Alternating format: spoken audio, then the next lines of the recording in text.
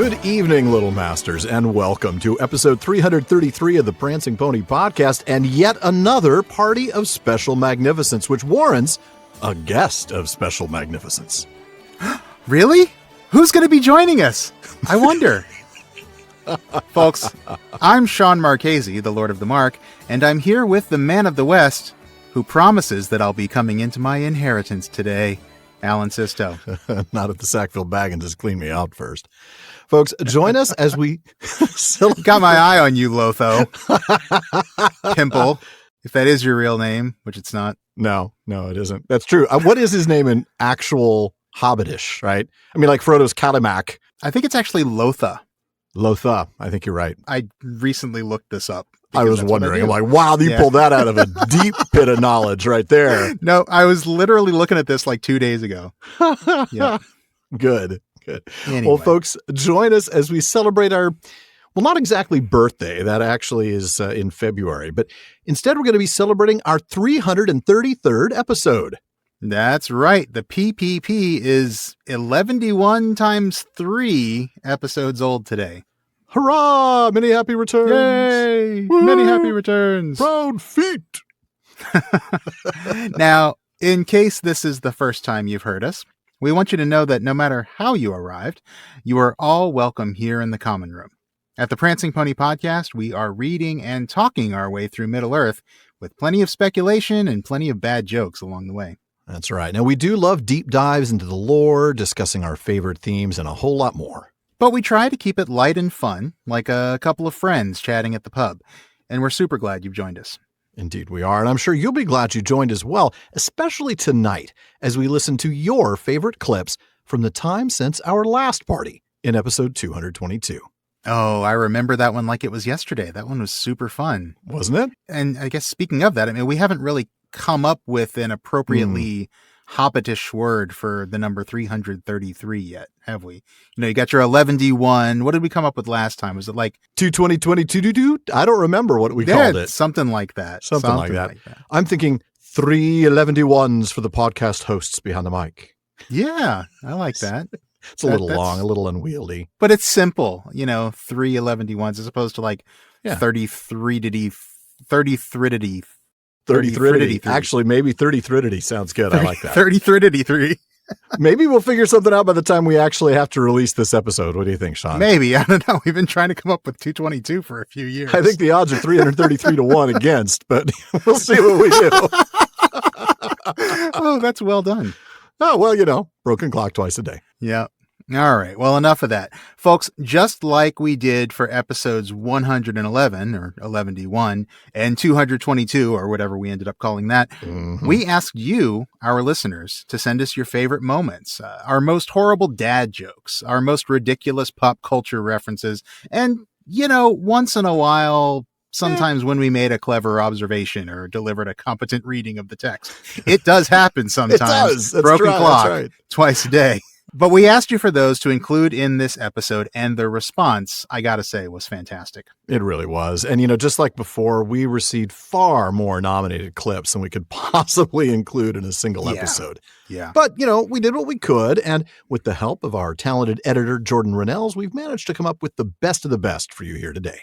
And we do want to thank every single one of you for your submissions. Even if your submission, your favorite moment was not picked, I promise you folks, you are not going to be disappointed. There is so much good stuff in this episode. There really is. In fact, all the nominated clips were fantastic, and choosing which ones to actually include was a bit like picking my favorite co-host this season. Okay, I wouldn't think that would be very hard at all. Come on. Now, before we begin, we should make one thing very clear that I think we also mentioned in 222. There be spoilers ahead. Arr, aye, there do. Now, not story spoilers. I mean, we're assuming that anybody listening to this episode knows the story of The Lord of the Rings. That's fair. What we mean is spoilers for the PPP. Some of our best jokes and best references are gathered here today. At least that's what all of you say. So for those of you who have listened to the episodes already, this is going to be a trip down memory lane. For others, well, you're going to hear these things out of context. This is going to be kind of a PPP's Greatest Hits, Volume 3. That's right. Almost time for a box set of limited vinyls and a reunion tour, don't you think? Absolutely. Yeah. There you go. Totally. Now, for those of you who haven't listened to the episodes in question already, like Sean said, you're going to be discovering these gems a little out of context, so enter at your own risk. Also, though, and this is the fun part, as we go through these clips, we're going to be stopping to add a little director's commentary. It's going to be a chance for us to look back on these great moments from PPP history. That's right, because even when we do a clip show, we can't stop talking for very long. No, that's true. So with all that out of the way, I think we can get started, right, Alan? Where are we starting here tonight? Well, we're going to begin with a clip that stands all on its own. It comes from the start of season 8 and a very special moment suggested to us by Susan from California.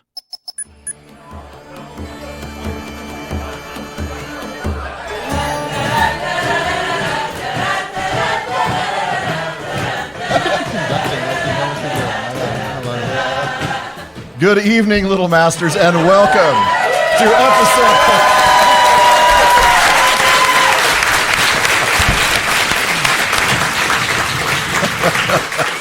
And welcome to episode 302 of the Prancing Pony Podcast, where if we take one more step, it'll be the farthest away from home we've ever been. Maybe the farthest away from home you've ever been. I don't know. Actually, no, not even that. I'm sure. What, Birmingham's farther? Birmingham's definitely farther, I think, for you. Anyway, but folks, pull up a bench in the common room and join us. I'm the Lord of the Mark, Sean Marchese, and I'm here with the man of the West, whose geography skills obviously need a little polishing, Alan Sisto. That was fun. Man. That was so cool. That was just a few months ago, wasn't it? That was September or August. Exactly. Last day or two of August, first day or two of September.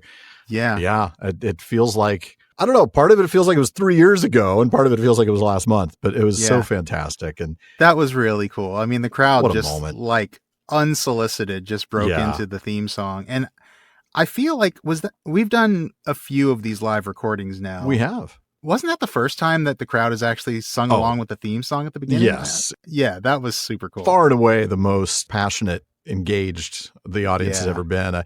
I still remember the first time we did a live episode. It was episode 88. There was the one at Mythmint when we first met in person. And I remember we made the mistake of asking, so how many people here have heard of the PPP? And like 12 hands went up. There's like 80 people in the room and like 12 hands went up. And then we asked how many people had seen Monty Python and the Holy Grail and like 80 hands went up. Yeah, exactly. We knew at least we were among our people. But this time, I mean, it was a packed house. But they had to come through and be like, all right, you got to go, fire marshal. I mean, like there were people sitting down in the aisles and it was an absolute full house. They were streaming it to the other little, theater or room or, whatever they were doing. Yeah. Just a fantastic event. And of course, the Tolkien Society always puts on a good one, but this one was the 50th Oxen Moot. So it was particularly special. Very special event and really cool to be a part of. It was the same time we premiered the book, and that was pretty cool. And I mean, but seriously, the live episode recording was a lot of fun and so much fun. I'm sorry for being so pedantic about it's not exactly the farthest away from home you've ever been. I don't know. I may have written that. Who knows? I don't know. I'm not sure. I think I came up with that on the fly. That feels very much like your version of pedantry, Sean. Like a particular brand of, Lord of the Mark pedantry as opposed to my... exactly. No, actually, Alan, you've been farther away from home than this. I know. Actually. Oh, no, I've been mansplained by the Lord of the Mark. Mark-splained. He's right, though. He's actually right. Which 9 times out of 10 is the case. So, I don't know about that. No, that was a fantastic moment. And folks, that one really does stand on its own. The rest we're sort of putting into different categories. In this next group, we're calling Ninny Hammers. These are sort of our silly moments. I like this. Yeah. These were all you and me, and I think 3 out of the next 4 are from philology fairs. So we should have a lot of fun with these. Yeah, well, I mean, I'd rather you call me a ninny hammer than like the gaffer call me a ninny hammer. Well, I think the gaffer means it when he's absolutely, yeah. And he doesn't apply it to himself. No. Like we're being a couple of ninny hammers. That's right. You're being a ninny hammer, and that would probably be the case. But anyway, let's hear some of this ninny hammery. I like that.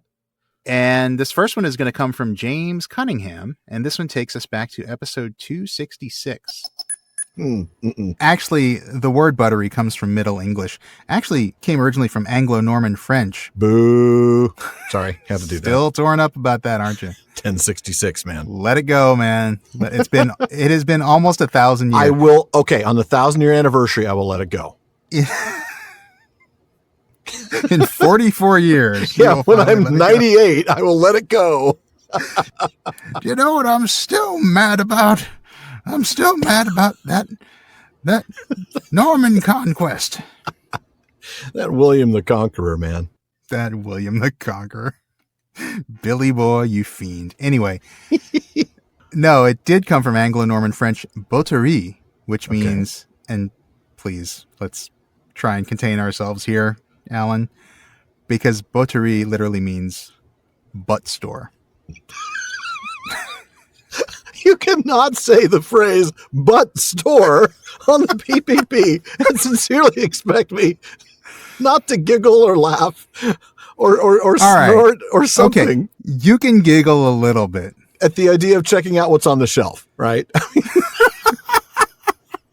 I'm going to go check out aisle 3. That looks interesting. Excuse me. Do you have any bigger butts than this one? I was actually looking for something a bit bigger. Is this any relation to whatever you want, sir? To that strip club, that charnel house thing we talked about? Oh, no. No. Okay, good. Thank you. There are no derrieres on display in this butt store. Oh, man. As much as we might like there to be. No, actually, butt in this case is an old French word, bot, meaning a cask, typically used for wine or ale or water. I want to go to the other butt store. I kind of do too.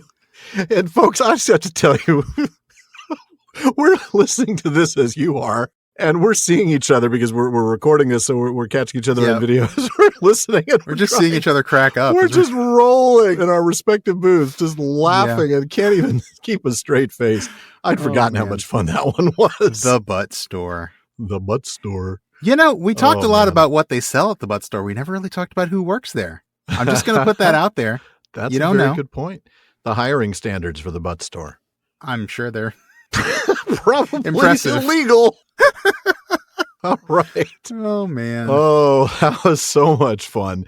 Now, of course, because I think when people are on a roll, they're on a roll. James also suggested this clip from the very same philology fair, but it has nothing to do with buttery. No, that's right. This philology fair was a 2-for-1, and you're going to get the other word that Sean did his magical word nerdery on. Oh, I remember this. Okay. In this episode, we're going to see Pippin ask Baragond a very important question. Mm-hmm. Some, like any hobbit, would say it's the most important question. When do we eat? This is one of my favorite questions, yeah. Yes, absolutely. Well, Baragond then gives a rather long answer about meal times in the Citadel. And if you pay attention, you may hear, over the sound of Pippin's growling stomach, Baragond say, "Then there is the nuncheon, at noon or after as duties allow. And men gather for the day meal, and such mirth as there still may be about the hour of sunset." All right. Well, we know about breakfast and second breakfast and elevenses and luncheon and afternoon tea and dinner and supper. But what about nuncheon and day meal? What are those? What about those? He knows about them, doesn't he? That's right. What about second nuncheon? Does he know about that? Apologies to Billy Boyd, who Seriously. was just on the show a few episodes ago. That's right. I am sure that Pippin is wondering the same thing. What exactly are nuncheon and day meal? So let's dive into those, and we're going to start with nuncheon. First of all, because it's just fun to say, and secondly, because it actually comes earlier in the day. It really is. I mean, day meal, I know we'll get to it, but day meal sounds kind of meh. Day meal. It's a meal during the day. But nuncheon. Yeah. Nunchucks and a truncheon is what it sounds like to me. Yeah, nunchucks and a truncheon. That's exactly right. Which would make for a pretty interesting weapon. It's going to be a lot of fun to play with. Get one for your kids, folks. That's right. Everybody's going to want one. Yeah. Nuncheon. Forget about lawn darts. They've got nothing on nuncheons. No, exactly. Everybody's going to want a nuncheon for Christmas. All right. All right. That's terrifying. All right, go ahead. Well, the Oxford English Dictionary defines nuncheon as a drink taken in the afternoon, a light refreshment between meals, a snack. I'm sorry, a drink taken in the afternoon. I'm already like, okay, Sean's on board. That's right. That's right. I haven't had my nuncheon yet. It is an archaic and English regional term, and surprisingly, it's not related to luncheon. Really? Which is another word for a light refreshment. Right. I would have thought for sure it was related to luncheon, like almost a time-specific luncheon. You would think so. And as we'll see about the etymology, It's almost there, actually. But no, not related to luncheon at all. Interesting. Etymologically, it comes from the word noon, as in the time of day. So you're right about that part. But then the second part actually was originally shench. Huh. Now, I had never seen or heard this word before. No. I looked it up in this Oxford English Dictionary entry for this bit here. But it seems that shench, which is not another so fun word to say. Is it, though? I don't know. I don't know. It's a fun name to call somebody. You shench. If you don't like them in particular. Avast ye shench. It sounds like a pirate word. It does. No. It is actually an Old English and Middle English word for a cupful or serving of drink. So this is a noon shench, a little tipple at noontime. Well, no wonder it sounds like a pirate word. You need a cinch of rum. Yeah, exactly. So it was originally a noontime drink, like a 3-cent lunch. Yeah, you don't see Don Draper having a 3-cent lunch. That's for sure. You don't. That's true. Oh man! These are hilarious. I'm amazed we didn't get through that one without more jokes. I mean, I'm not. I did have to trim these. I still laugh at shench. Shench. Oh my goodness! I'm not having 3-cent lunches anymore. No more 3-cent lunches. No, at least not on Thursdays. Yeah. Well, especially now when you're driving home. I mean, that's really just asking for trouble. Exactly. Oh my goodness. Oh goodness, folks, we are having a heck of a time just listening to these ourselves. This is a lot of fun. All right. Well, let's keep going. Next up, we've got one from our good friend and event coordinator, Katie. She suggested this bit from a philology fair that we did in episode 270. All right. The Old Norse form was something like vapnatak. Oh, that sounds like an Old Norse word. Doesn't it, though? I know. Vapnatak. That was vapen, which is weapon, plus taka, which is take. I think we should start a new podcast. Vapnatak. We talk all your vapnas. Leave your vapnas here. We will vapnatak. We will talk your vapnas. Leave your vapnas here. All right. No open carry of vapnas. That's right. Leave them here at the door. We got them. So apparently, again, because these are just ancient words that have not totally been parsed out, but apparently the relationship to local government in Old Norse had something to do with the people of the community like brandishing or taking out their weapons to show their support for a measure being proposed. Of course it did. I mean, that just sounds so Old Norse. It sounds Viking, doesn't it? Like, I just imagine a proposal being put forth and a whole bunch of Norsemen like raising their swords and axes to vote yes for it, which would have to be a great way to convince anybody who's on the fence or maybe leaning towards a no. You'd change your mind pretty quickly once all the weapons come out. Oh, man. Vote early and often, folks. Yeah. Well, I was going to vote no, and then, the armed Vikings started coming after me. Well, so, that does tend to throw one for a loop. They got me to yes pretty quick. Oh, man. They were persuasive, shall we say. Yeah. And vapnatak's such a fun word to say. It is, really. And I think if we talk about it, I'm almost the play on words being the English version of talk rather than the take of weapons. But we talk vapnatak. Yeah, like vapnatak. Oh man! Today we are talking vapnas. Yeah, that's right. Today we talk about the great Danish axe. Next week we talk about I don't know why my Scandinavian accent sounds like Borat. I apologize to the people of Scandinavia and the people of Kazakhstan. I will just do a sing-song in Norwegian accent, and that will do it. There you go. Yeah. Or maybe I can pull out the Swedish chef. There we go. Oh, and finally, folks, before we move away from the Ministry of Silly Segments, imagine, if you will, a clip chosen by Hope from episode 240. And the second thing is that Faramir describes it, and I love this part of the description, walking out of the world of this sun. He is literally saying it's another world altogether, another dimension, if you will. Mm-hmm. Imagine, if you will, another dimension. One in which, as I'm serially, chain smoking. Right, yeah. Imagine, if you will, a world of fairy where there's a fairy queen who'll give you a boat. Where she's smarter than any entity on Earth, but she calls her husband wise. And she talks to you without saying a word. And she mentally undresses you. All in the Twilight Zone. All right. Man. I'm not sure how much of that is going to survive to the episode. Know, but it was fun. But it was fun. That's for our own personal use. That's right. That's right. Apparently all of it survived. Apparently it did. And, there are other moments where we've said, I'm not sure how much of that will survive. Yeah. And indeed, we did cut it. So you won't be hearing those clips. Yeah. That was fun. It was. Yeah. And not only does she mentally undress you and speak to you without saying a word, she also orders you to be blindfolded before being dragged into her kingdom. And then when you leave, she gives you rope. I mean, I don't know what to say. I've had worse weekends, honestly. Actually, that sounds like a good weekend. All right.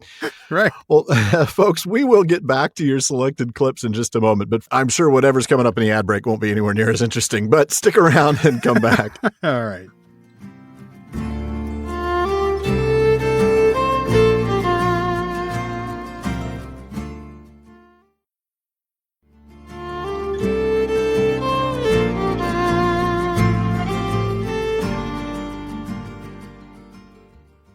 All right, folks, we're going to get back to your selected clips in just a moment. But first, we want to remind you that there's a lot more talk going on at the Prancing Pony Podcast than just us. That's right. The PPP has an amazing listener community. They're always coming up with great questions and really fun discussions across all of our social media spaces. You can check out our common room on Facebook, our dedicated subreddit, Twitter, and more. Now, on Facebook, just look for the Prancing Pony Podcast. Follow the page to get the news, but you're going to want to join the group for some great discussions. Or if you prefer Reddit, you can find us there at r/Prancing Pony Pod. On Twitter and Instagram, we're simply at Prancing Pony Pod. And don't forget that you can get daily Tolkien content when you subscribe to Today's Tolkien Times on YouTube and all your favorite podcast apps. It's my short format daily show with everything from Mailbag Mondays to Silmarillion Saturdays. Be sure to check it out at youtube.com/@TolkienTimes and follow @TolkienTimes on all your social media. And speaking of times, it's now time to announce the winners of our prize drawing. Nice. Back when we first announced that we'd be holding this party today, we wanted to encourage, bribe, folks to send in their clip suggestions. So we actually offered 3 books as prizes. We offered the new edition of The History of the Hobbit, the revised and expanded edition of Tolkien's Letters, and the new deluxe single-volume Tolkien Illustrated edition of The Lord of the Rings. That's right. Now, a quick reminder of the way the entries worked. Anybody who submitted a clip, whether it was chosen or not, was entered to win. And if you submitted up to 3, those first 3 submissions each earned 1 entry into the drawing. So you could get anywhere from 1 to 3 entries in the drawing. And the only restriction there, of course, was legal stuff. We had to limit it to U.S. residents 18 and over. And of course, our own team members are ineligible. So Katie, sorry, I know you threw in a few suggestions, but no, tough luck on that one. Sean, who won The History of the Hobbit? The History of the Hobbit was won by Catherine from Rhode Island. Yay! Congratulations, Catherine. And there was much rejoicing. Yay! All right, Alan, you're up next. Who won the new edition of The Letters? That would be Susan from California. And finally, Sean, who won the deluxe edition of The Lord of the Rings? That winner would be Britt from North Dakota.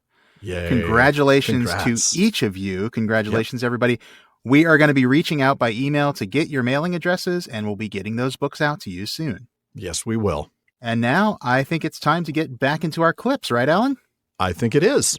All right. So this next group, we're calling this Teamwork Makes the Words Work. That's right. Tell us a little bit about this category. Well, the theme here reflects the fact that each of these recordings involves somebody besides the primary reader. So in one of these, it's you and me doing that Gollum Smeagol back and forth, which is a lot of fun. Yep. Oh, yeah. The second one is just me doing the reading, but it's with Jordan's soundscape. And then the third one is at the very end of Mount Doom. It's primarily me, but Matt saves the day by coming in and filling in as Gollum for me. So it's sort of readings that are a joint project. And we're going to go ahead and start with the Gollum debate from episode 232, nominated by Hope. Smeagol promised. Yes, my precious, we promised to save our precious, not to let him have it. Never. But it's going to him Yes, nearer every step. What's the hobbit got to do with it, we wonders? Yes, we wonders. I don't know. I can't help it. Master's got it. Smeagol promised to help the master. Yes, to help the master of the precious. But if we was master, then we could help ourselves, yes, and still keep promises. But Smeagol said he would be very, very good. Nice hobbit. He took cruel rope off Smeagol's leg. He speaks nicely to me. Very, very good, eh, my precious? Let's be good. Good as fish, sweet one. But to ourselves. Not at the nice hobbit, of course. No. But the precious holds the promise. Then take it, and let's hold it ourselves. Then we shall be master. Make the other hobbit, the nasty, suspicious hobbit. Make him crawl, yes. But not the nice hobbit. Oh, no, not if it doesn't please us. Still, he's a Baggins, my precious, yes. A Baggins. A Baggins stole it. He found it and he said nothing. We hate Bagginses. No, not this Baggins. Yes, every Baggins. All people that keep the precious. We must have it. But he'll see. He'll know. He'll take it from us. He sees. He knows. He heard us make silly promises against his orders, yes. Must take it. The wraiths are searching. Must take it. Not for him. No, sweet one. See, my precious, if we has it, then we can escape, even from him, eh? Perhaps we grows very strong, stronger than wraiths. Lord Smeagol, Gollum the Great, the Gollum. Eat fish every day, 3 times a day, fresh from the sea. Most precious Gollum. Must have it. We wants it. But there's 2 of them. They'll wait too quick and kill us. Not now. Not yet. We wants it. But not yet, eh? Perhaps not. She might help. She might, yes. No. Not that way. Oh, that one was a lot of fun. I remember doing that. I remember when we came up with the idea to do that. Yeah. And I'm so glad we did. It was fun for both of us to kind of showcase our different takes on Gollum / Smeagol. And you really do get different personalities from it. You do. You really get that sort of, I mean, I've always liked playing villains. So getting to play the Gollum, getting to play that darker character. You like playing. Oh, villains. I see. Right. Yeah. Okay. All right. I made air quotes. You can't see that at home. Yeah. Nobody else can see the air quotes, but I sure can. Yeah. Nobody else can see the air quotes. Nobody else can see the fingers that Alan is holding up for me now. Oh, man.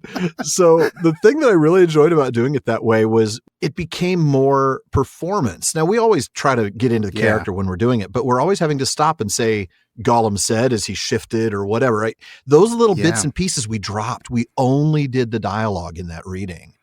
And it just comes so much more alive. It became more like a dramatization at that point, and that was really fun. Yeah. And the few times that we've done stuff like that, I'm thinking of the Tolkien Reading Day episode when we did Beorhtnoth. Yeah, that was great. I loved those. Those are the kind of things that those little special moments that are a lot of fun. Yeah. All right. Well, let's get to another special moment. Mm-hmm. Speaking of one of the common threads from that Beorhtnoth reading, remember one of the things we had was Jordan's soundscape in that. That's right. And that's the common thread with this next clip from Hannah, and this is from episode 283. In rode the Lord of the Nazgul. A great black shape against the fires beyond he loomed up, grown to a vast menace of despair. In rode the Lord of the Nazgul, under the archway that no enemy ever yet had passed, and all fled before his face. All save one. There, waiting, silent and still in the space before the gate, sat Gandalf upon Shadowfax. Shadowfax, who alone among the free horses of the earth endured the terror, unmoving, steadfast as a graven image in Rathdenon. "You cannot enter here," said Gandalf, and the huge shadow halted. "Go back to the abyss prepared for you. Go back! Fall into the nothingness that awaits you and your master. Go!" The Black Rider flung back his hood, and behold, he had a kingly crown, and yet upon no head visible was it set. The red fires shone between it and the mantled shoulders, vast and dark. From a mouth unseen there came a deadly laughter. "Old fool," he said. "Old fool, this is my hour. Do you not know death when you see it? Die now and curse in vain." And with that, he lifted high his sword, and flames ran down the blade. Gandalf did not move. And in that very moment, away behind in some courtyard of the city, the cock crowed.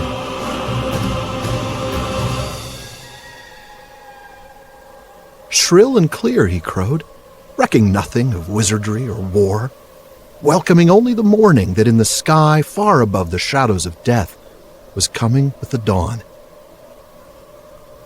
And as if in answer, there came from far away another note. Horns, horns, horns! In dark Mindalluin's sides they dimly echoed, great horns of the north wildly blowing.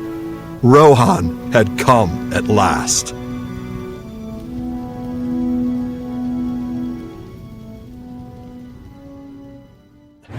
Wow. Oh, man. That was so well done, man. Well, thank you. Yeah. It was really one of my favorite passages to read. I mean, how could it not be? The emotion, the range of emotions, right? I mean, you run from despair as the Lord of the Nazgul enters the gate, the very first enemy ever to do so, and you end with the cock crowing and the arrival of the Rohirrim. Yeah. It's just so great. Yes. So great. Such and a moment. You did such an amazing job with the reading, and thank you. Such a great choice to pull the soundscape in, because I mean the drama of the soundscape really comes through. And it the really music does. And the sound effects, and oh man, it's amazing stuff. And if folks are not listening to Jordan Rennell's Long Expected Soundscape, folks, you really should be. You really should. In fact, I was talking with Jordan about this when we had this clip picked. He wanted to go ahead and run a special for our listeners for this. So if you still don't have a copy of the Long Expected Soundscape, and by the way, folks, what it is hours and hours and hours of custom written music, sound effects, and ambiance designed to be a background for the book itself. And it's true surround sound. This is not just stereo. This is like 3D sound. Dolby Atmos. I mean, it's serious stuff. It is amazing. You're going to hear sound effects in this thing that you're going to think is somebody opening a door behind you in your house. It's so well placed. It's really amazing. It's amazing. Yeah. And it's meant to be listened to while you're reading, or you can reading listen aloud to it underneath your favorite audiobook version. In fact, it is even synced so that, well, it's not synced. You have to do the syncing manually, but it is the correct length to work precisely with Andy Serkis's narration, the recent audiobook. So, folks, go to jordanrennells.com. That's JordanRannells. So that's 2 N's and 2 L's in his last name. jordanrennells.com to find his Long Expected Soundscape. Just use code PPP25 when you check out, and you're going to get 25% off your purchase. And he tells me that that's actually good across the store. It's not just the Long Expected Soundscape. So if you want to pre-order the one that he's working on now for The Hobbit and the Silmarillion, if you want to buy his other soundscapes that he's done that fit with Game of Thrones and Harry Potter and Wheel of Time, all of these things that he's been working on, fantastic stuff. I mean, what a gift. And hey, if you're a A.A. Milne fan, he's done the 100 Acre Soundscape with none other than myself, yours truly, reading the text of A.A. Milne's Winnie the Pooh. doing the voices, joined by a Yep. few special friends from the 100 Acre Wood. That was a lot of Mhm. fun. So Yeah, it is. there's so much great stuff on Jordan's website. Do check it out. What he's already got out there and what he's working on. Some really exciting stuff. Really amazing, definitely. Well, we've got one more here that's in this Teamwork Makes the Words Work section, and this is from episode 317, when the ring is finally meeting its doom. And this is brought to us, by the way, by Anne. Sam got up. He was dazed, and blood streaming from his head dripped in his eyes. He groped forward, and then he saw a strange and terrible thing. Gollum, on the edge of the abyss, was fighting like a mad thing with an unseen foe. To and fro he swayed, now so near the brink that almost he tumbled in, now dragging back, falling to the ground, rising and falling again. And all the while he hissed, but spoke no words. The fires below awoke in anger. The red light blazed, and all the cavern was filled with a great glare and heat. Suddenly, Sam saw Gollum's long hands draw upwards to his mouth. His white fangs gleamed, and then snapped as they bit. Frodo gave a cry, and there he was, fallen upon his knees at the chasm's edge. But Gollum, dancing like a mad thing, held aloft the ring, a finger still thrust within its circle. It shone now as if verily it was wrought of living fire. Precious, precious, precious! Gollum cried. My precious, oh, my precious! And with that, even as his eyes were lifted up to gloat on his prize, he stepped too far, toppled, wavered for a moment on the brink, and then, with a shriek, he fell. Out of the depths came his last wail, Precious! and he was gone. Wow. Matt, Chills. I mean, I got goosebumps, man. his Gollum is spectacular. It is. I know. I hope he doesnesn't mind me saying this, but it's so like kind of gross and like, you know, he puts like this really like mouthy kind of like a lot of mouth noise to it. And He does. It's like creepy and icky in the best way. So It's very Gollum. It really is. Yeah. Great job, Matt. That's amazing. Yeah. And I could never have done that in the middle of trying to also read the dramatic stuff. You know, it was like transitioning into that was, yeah. I just let him ruin his throat for Gollum rather than me. Thank you very much. I'm sure Matt. he made plenty of Andy Serkis's Gollum juice to get I through think that. he did. I think he did. And folks, obviously, many of you also listen to the Nerd of the Rings, watch his videos on YouTube. But please, he was a fantastic guest co-host for those episodes. And go check him out if you haven't already. Definitely. Especially look up, assuming he still has it up, I haven't checked, the song As Gollum, but from the Mario Brothers movie, Precious, Precious, Precious instead of Peaches. Oh, Phenomenal. Chef's kiss. Yeah. Yeah. Yeah. Great stuff. Great stuff. Well, we're going to move on into another segment of the show. We're calling this one Bring Wine for the Guests. And this one, as you might guess, features guests. And this first one is actually a clip from, I believe, the Siege of Gondor chapter when I was working with Matt.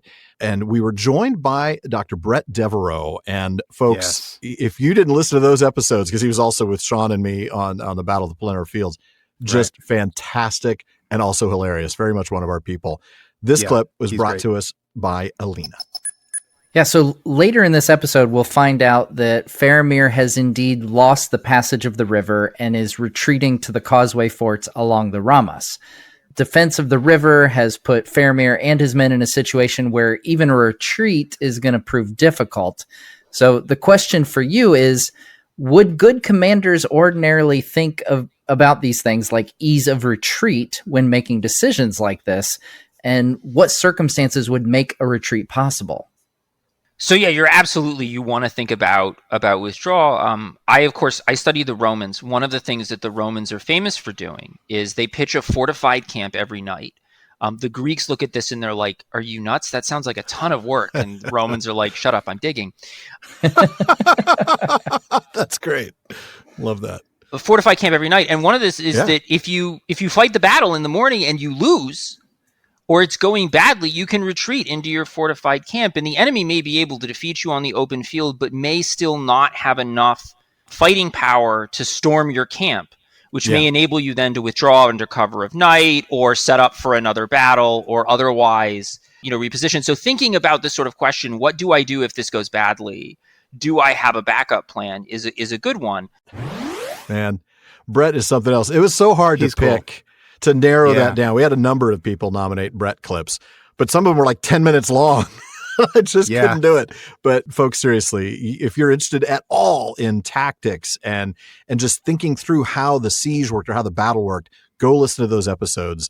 They're really, Yeah. really good. Chats with Really, Brett were awesome. really cool stuff. Brett's a great guy. He is. Super, super kind, super great to work with, funny and brilliant. Just the 100%. again, like as a classicist, former classicist myself, like the way he applies his knowledge of Roman strategy, Roman tactics to Tolkien is really cool and super enlightening. Yeah, it really was so much fun and really, like you said, kind of eye-opening. I mean, he's such a good teacher. I would definitely take a class from him. 100%. Totally, yeah.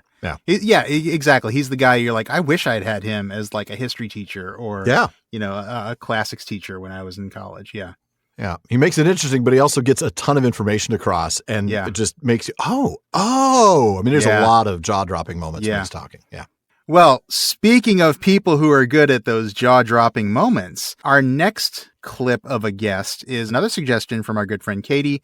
This is from episode 317, and this is our old friend, the incredible scholar, author, Tom Hillman. Aragorn would have said, stick a rag in his mouth, but Frodo can't or won't do that. Right. And it's also true that Aragorn doesn't pity Gollum, but Frodo does. And so Frodo gets to this point where he pities him. He tries to find a way to work with him. He cannot find a way to work with him. The only way he can work with Gollum is by making him swear to obey the Master of the Precious. And here we have Frodo the Hobbit allowing himself to be referred to as the Master of the Precious. Yes. The Lord of the Rings, one might say. Exactly. Gandalf would have slapped him upside the head at that point. Yes. Yeah. That would have raised his eyebrows. But kind of slips by us. It does. That happens. Yeah. But it's like, wait a minute. Frodo is using the ring to dominate Gollum. And it's interesting that the pity and the power of the ring, like all in basically the same scene. Yeah. Because at that point, that scene begins, right? With it's just, they're fighting with Gollum. Mm-hmm. Gollum is throttling Sam. Frodo has a perfect opportunity to kill Gollum here. And no one could really have blamed him at that point. Right. Because he's killing Sam. Right. So you can't say that he would have been striking without need. It would have been justifiable. But Frodo doesn't do it. But he cannot control him, and he has to control him. And unfortunately, there's only one way to control him, by being the Master of the Precious. Yeah. You have that scene where he speaks to him like that. Then you have the scene outside the Black Gate. Right.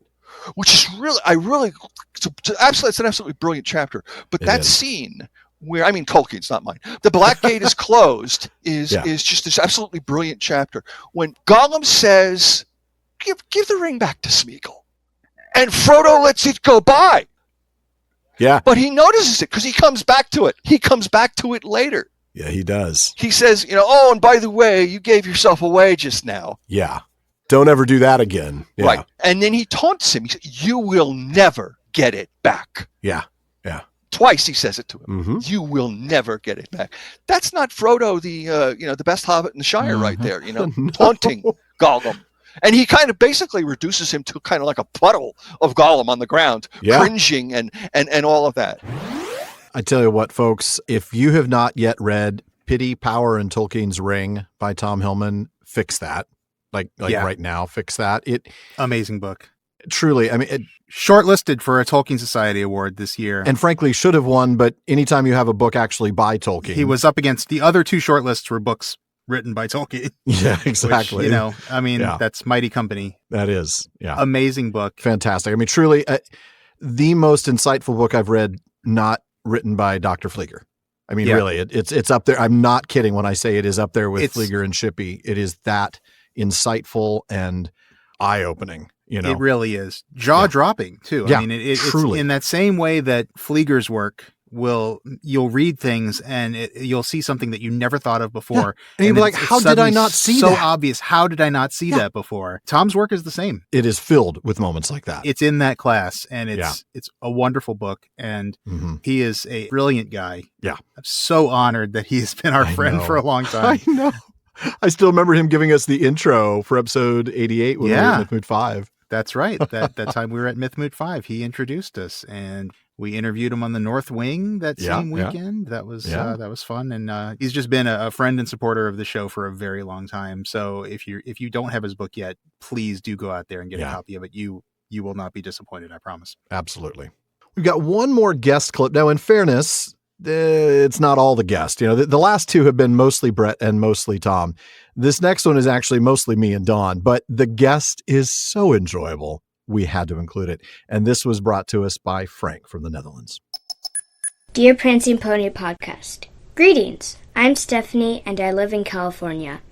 I actually have 2 questions. 1, how did orcs learn to speak English? And 2, which place would you like to live in? A, Saruman's Tower, B, Rivendell, C, the Shire, D, Woodland Realm, E, Barad-dûr, F, Gollum's Cave. I can't wait to hear your answers. Namarie. Oh, man, that's Stephanie. Great. Wow. Stephanie, well-spoken, amazing pronunciation, and you said goodbye in Elvish. That is awesome. That's a winning question right there. Yes, it is. That's why we allow 2 in this case. Yeah. I will take the second question first, just because I think it's very easy for me. I would live in Rivendell. However, I have often said that I don't actually want to live in Middle-earth because as nice as it would be, I would eventually get bored of wherever I lived and want to adventure out. And I'm very not athletic or adventurous or anything. If you were an elf, you could just take a ship to the other side. And well, if I was an elf, if you're in Middle-earth, you should get to pick, right? I'm assuming that I, Don Marshall, am just going to be plopped down in the middle of Rivendell. And I feel like after a while, I'd just be bored and be like, hey, I'm going to go try and find the Balrog again. So Rivendell is my answer. But my real answer is I'd probably wind up breaking something and wind up in whatever version of the Middle-earth hospital exists. So maybe the Houses of Healing. And hope that Aragorn is somewhere around with his Yes, of course. Well, first of all, I have to say it was very interesting to hear the list of Stephanie's choices, right? Yeah. She starts out with Orthanc, Saruman's Tower. I'm going to pass. I also love the way she said, B, Rivendell, C, the Shire, D, Woodland Realm. like nobody wants to live there. Like Woodland Realm, whatever, man. I mean, look, there's spiders and there's Thranduil. There's exactly. I'm not sure I really want to hang out with Thranduil. He's not the greatest of guys, frankly. He's not. Although, you know what? Now that I'm thinking about it, Stephanie kind of makes an interesting point by not really actually making the point, and it's just dawned on me now. Maybe I do want to live in Orthanc. If there's nothing in it, I've basically inherited a skyscraper to myself. True. Well, if you want to inherit a skyscraper, what about Barad-dûr? I mean, I don't know. You got to clean the place up. It's going to be a little messy. Orc entrails all over the place. Speaking of orc entrails everywhere. I want some more choices. I mean, how about the White Tower in Minas Tirith? That might be a good option. But you know what? Of the choices she's given. Yes. You've limited us, and now we're sort of getting into the nitty gritty. If I have to choose, the answer is really obvious for me. I am a hobbit at heart, so I'm going to choose the Shire. Good food, good friends. Also, people that tend not to congregate too often. Like, you're okay to live by yourself, like Bilbo did and like Frodo did. And you can have your friends come over when you want them to show up, instead of when they knock on the door and you're like, what are you doing here?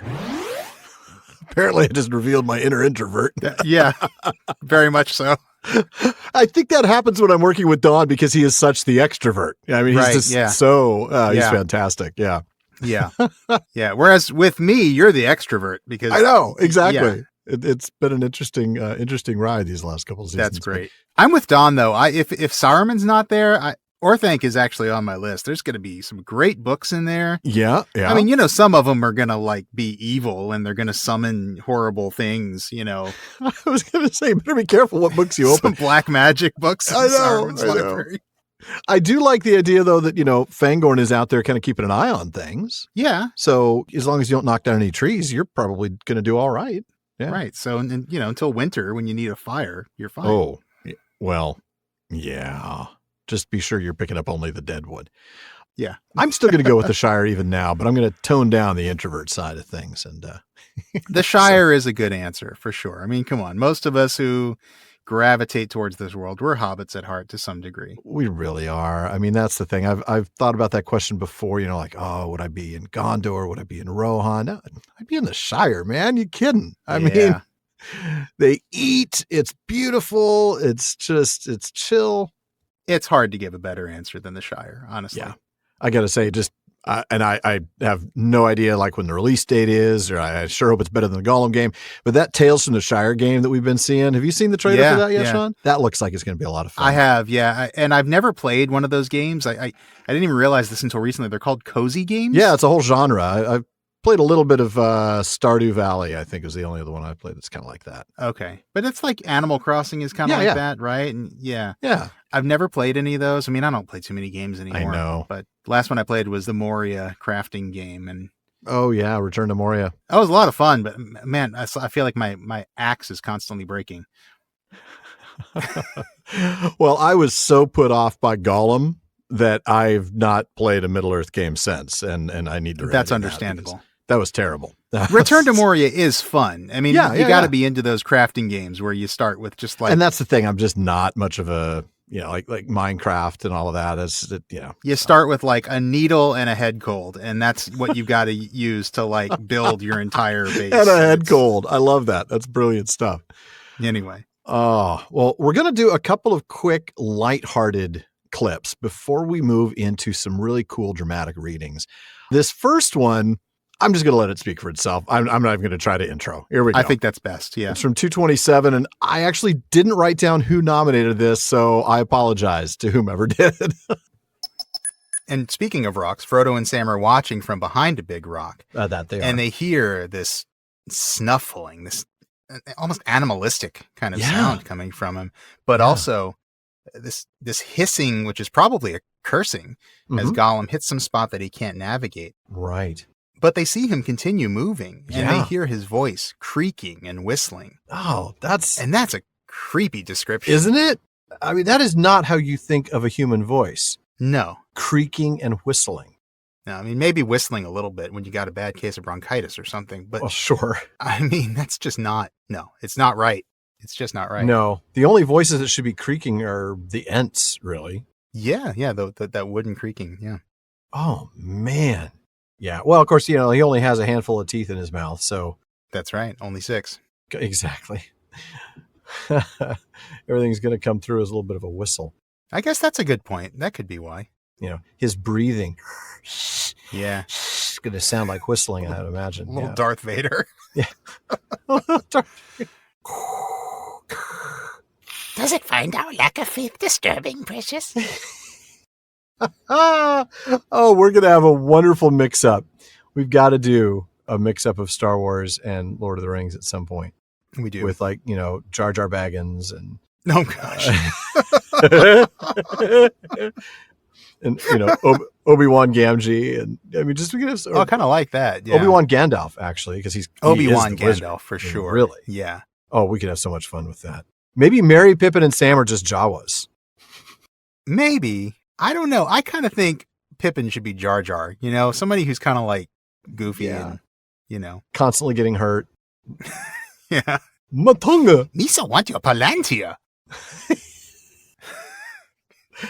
No. Misa hears drums in the deep. Oh, man. Okay. No. We're going to stop right now. Right now, we're going to keep right back to the storyline. So please, let's. Gollum is Darth Vader. We need to make T-shirts that have Gollum in the Darth Vader suit with the helmet. Wouldn't that be cool? That would be, or maybe in the pod where we have his helmet off, but the rest of him is. Yeah.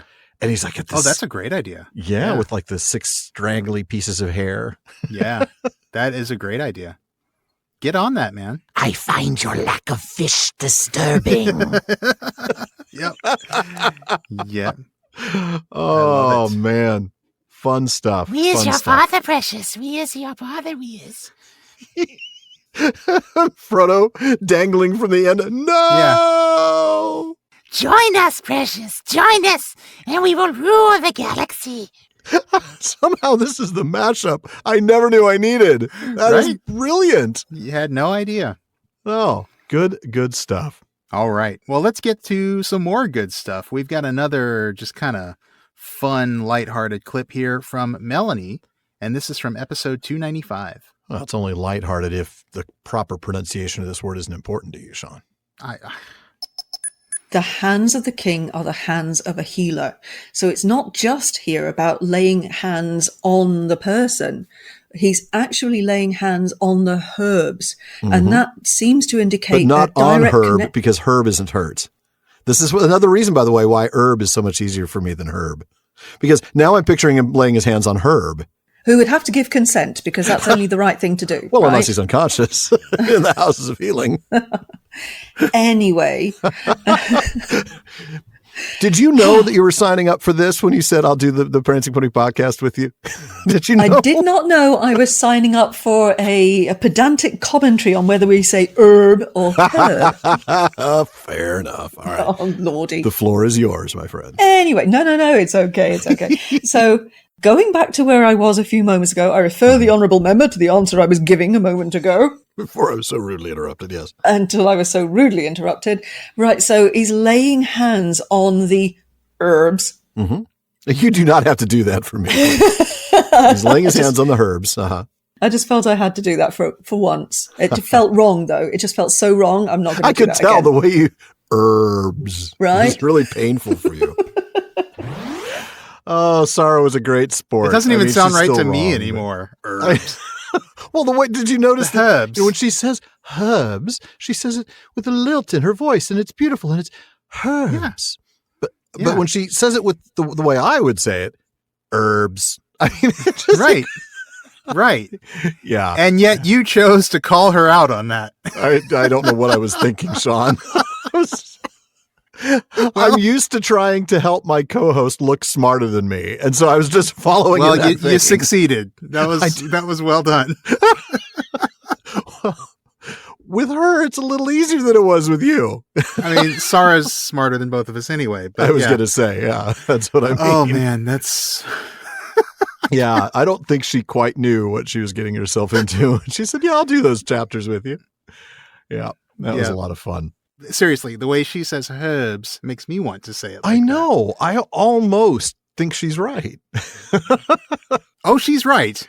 I know she's right. I know. But we fought a war to be right on this side of the Atlantic. So not us personally. No. I will die on this. Well, no, I will make sure that my ancestors died on this hill. That's right. We will die saying herbs and Z. Definitely Z. I don't know. Where the Z business comes and I won't add that extra syllable to aluminum. I don't know where that comes from. I don't know where that comes from. All right. Anywho. Oh, man. Well, before a third of our audience writes in to tell us how stupid we are, we're going to go ahead and move on to our next section. This one is a lot of fun. We're calling it From the Red Book of Westmarch. And of course, it is just really cool readings from the last 100 and some odd episodes. Sometimes it's me, sometimes it's you, sometimes it's some of the guest co-hosts. And we're going to start with James Tauber, the Sage of the South, reading from the Muster of the Rohirrim in episode 276, this clip nominated by Britt. Slowly they passed through the short heath and upland grass, speaking no more, until they came to the king's pavilion. There Merry found that everything was made ready, and that he himself was not forgotten. A little tent had been pitched for him beside the king's lodging, and there he sat alone, while men passed to and fro, going in to the king and taking counsel with him. Night came on, and the half-seen heads of the mountains westward were crowned with stars, but the east was dark and blank. The marching stones faded slowly from sight, but still beyond them, blacker than the gloom, brooded the vast, crouching shadow of the Dwimorberg. "The paths of the dead," he muttered to himself. "The paths of the dead! What does all this mean? They have all left me now. They have all gone to some doom. Gandalf and Pippin to war in the east, and Sam and Frodo to Mordor, and Strider and Legolas and Gimli to the paths of the dead. But my turn will come soon enough, I suppose. I wonder what they are all talking about, and what the king means to do, for I must go where he goes now. In the midst of these gloomy thoughts, he suddenly remembered that he was very hungry, and he got up to go and see if anyone else in this strange camp felt the same. But at that very moment, a trumpet sounded, and a man came summoning him, the king's esquire, to wait at the king's board. Man, that's such an amazing reading. It is. James is a great reader, and that's one of my favorites by him. Yeah. Last season, I had, I think, 9 different co-hosts. Everybody got a chapter. And that worked well, especially for the first go round. But one thing that I did sort of miss out on was really getting to enjoy hearing my co-hosts read. And that was something that this season I got to do a little differently. So, James was with me for Mini Partings and Homeward Bound. So I got to work with him a little longer, and it was really fun to listen to him read. I love that accent. You got to listen to him read the phone book. No, he's really good and a brilliant guy. I mean, again, he's like one of the few people I'd rather listen to talk about languages than myself. So really great that you've had him on the show a bunch, and just such a cool guy to hang out with and to listen to read. Agreed. 100%. And next up, we've got another guy who's a pretty decent reader himself. This is my old friend, Alan Sisto, reading. This is from episode 286, and this one was recommended to us by Anne. Then suddenly, Mary felt it at last, beyond doubt. A change. Wind was in his face. Light was glimmering. Far, far away in the south, the clouds could be dimly seen as remote gray shapes, rolling up, drifting. Morning lay beyond them. But at that same moment there was a flash, as if lightning had sprung from the earth beneath the city. For a searing second, it stood dazzling far off in black and white, its topmost tower like a glittering needle. And then, as the darkness closed again, there came rolling over the fields a great boom. At that sound, the bent shape of the king sprang suddenly erect. Tall and proud he seemed again, and rising in his stirrups, he cried in a loud voice, more clear than any there had ever heard a mortal man achieve before, "Arise! Arise, riders of Theoden! Fell deeds awake! Fire and slaughter! Spear shall be shaken! Shield be splintered! A sword day! A red day ere the sun rises! Ride now! Ride now! Ride to Gondor!" With that, he seized a great horn from Guthlaf, his banner-bearer, and he blew such a blast upon it that it burst asunder. And straightway all the horns in the host were lifted up in music, and the blowing of the horns of Rohan in that hour was like a storm upon the plain and a thunder in the mountains. "Ride now! Ride now! Ride to Gondor!" Suddenly, the king cried to Snowmane, and the horse sprang away. Behind him, his banner blew in the wind, white horse upon a field of green, but he outpaced it. After him thundered the knights of his house, but he was ever before them. Eomer rode there, the white horsetail on his helm floating in his speed, and the front of the first Eored roared like a breaker foaming to the shore. But Theoden could not be overtaken. Fey he seemed, or the battle fury of his fathers ran like new fire in his veins, and he was borne up on Snowmane like a god of old, even as Orome the Great in the battle of the Valar when the world was young. His golden shield was uncovered, and lo, it shone like an image of the sun, and the grass flamed into green about the white feet of his steed.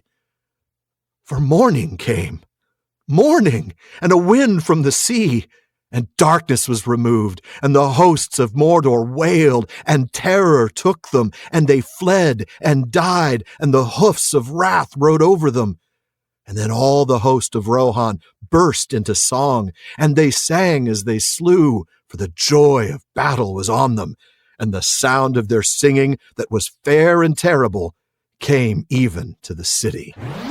I have to say, reading that passage is always a privilege. I mean, it is one of the most moving pieces of prose in all of Tolkien. And I feel like I've read it enough that each time I start kind of turning the corner a little bit and getting the feel of it right. And I just, it was so much fun to read at that time. Oh, well, and it's hard not to do that like Bernard Hill. Yeah. Because he embodies that scene so well in the movie. He really does.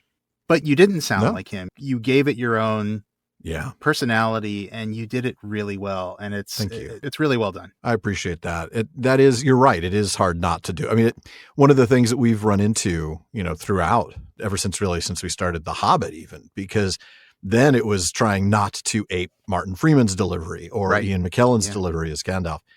And all along, I've always tried to stay away from emulating the film versions of these characters. Closest I get is probably Gandalf, because my old man just happens to sound a little like McKellen. But I just felt like, this needed its own spin. But it's tough because Bernard Hill nailed it. And he just if I do what he did and do it 90% as well, then I too will nail it. But But no, it's really well done. Super, super good reading, and just a great passage. Well, thank you, Anne, for nominating that. I appreciate it. This next clip, suggested to us by Katie, it's from our Tolkien Reading Day episode last year. And this is the wonderful Marcel Aubramboulez, the Tolkienist. And again, he reads the Silmarillion like nobody's business. Here he is telling us a little bit about Tuor. But when Tuor had lived thus in solitude as an outlaw for 4 years, Ulmo set it in his heart to depart from the land of his fathers, for he had chosen Tuor as the instrument of his designs. And leaving once more the caves of Androth, he went westwards across Dôn Lomin, and found Anon in Gelith, the gate of the Noldor, which the people of Turgon built when they dwelt in Neverest long years before. Thence a dark tunnel led beneath the mountains, and issued into Cirith Niniach, the Rainbow Cleft, of which turbulent water ran towards the western sea. Thus it was that Tuor's flight from Hithlum was marked by neither man nor orc, and no knowledge of it came to the ears of Morgoth.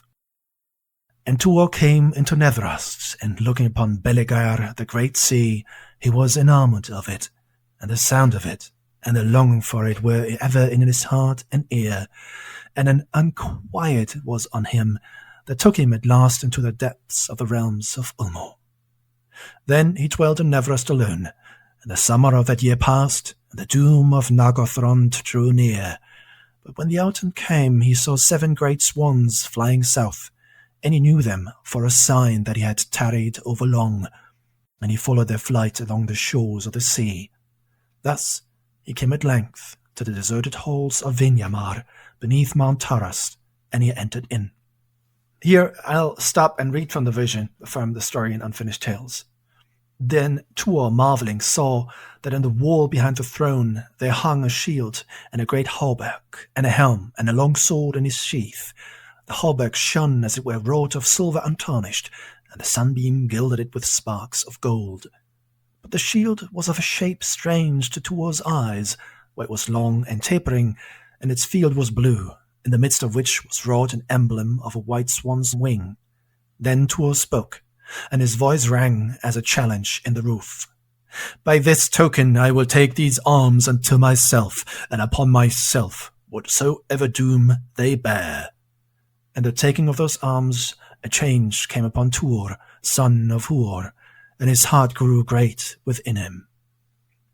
Back to the Silmarillion. There came a great storm out of the west, and out of that storm Ulmo, the Lord of Waters, arose in majesty, and spoke to Tuor as he stood beside the sea. And Ulmo bade him depart from that place, and seek out the hidden kingdom of Gondolin. And he gave Tuor a great cloak, to mantle him in shadow from the eyes of his enemies.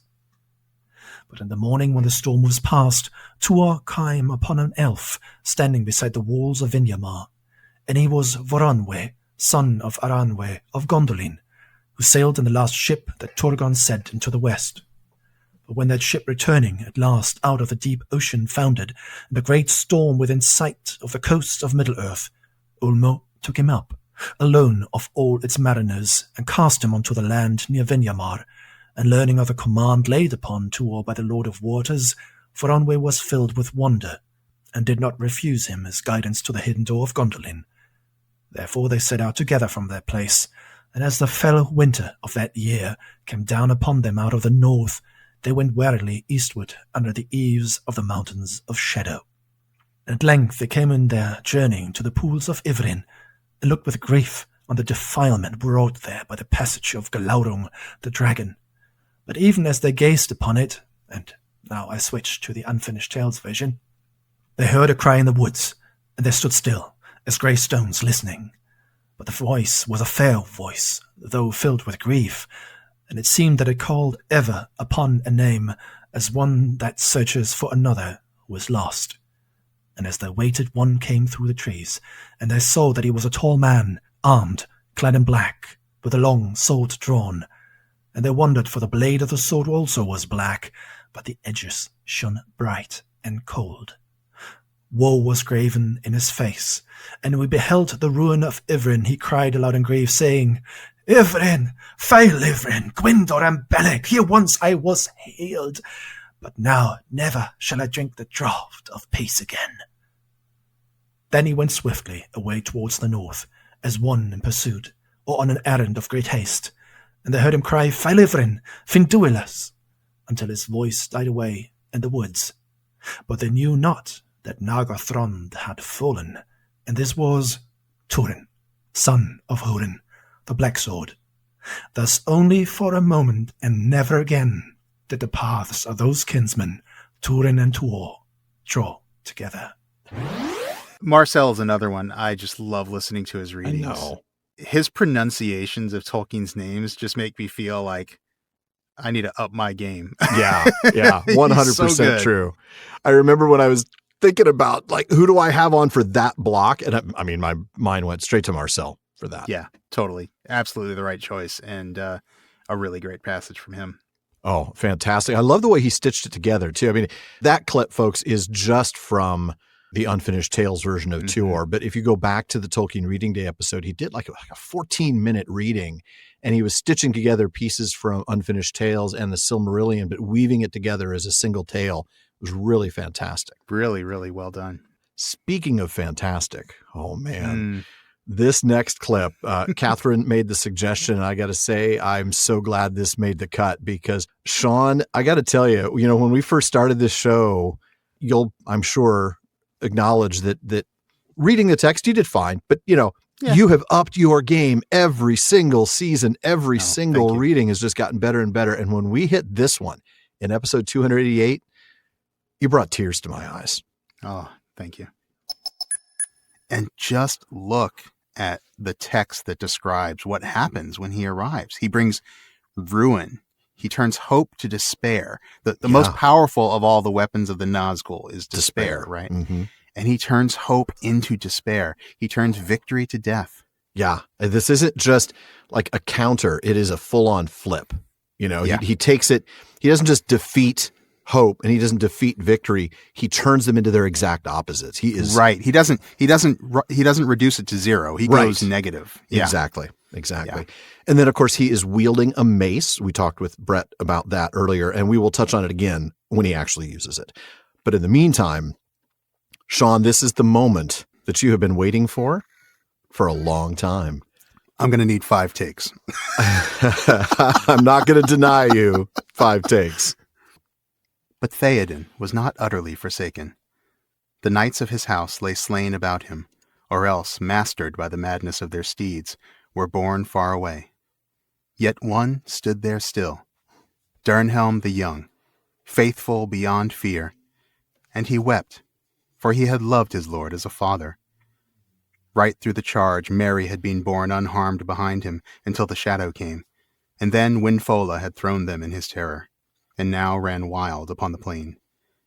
Merry crawled on all fours like a dazed beast, and such a horror was on him that he was blind and sick. King's man! King's man! His heart cried within him. You must stay by him.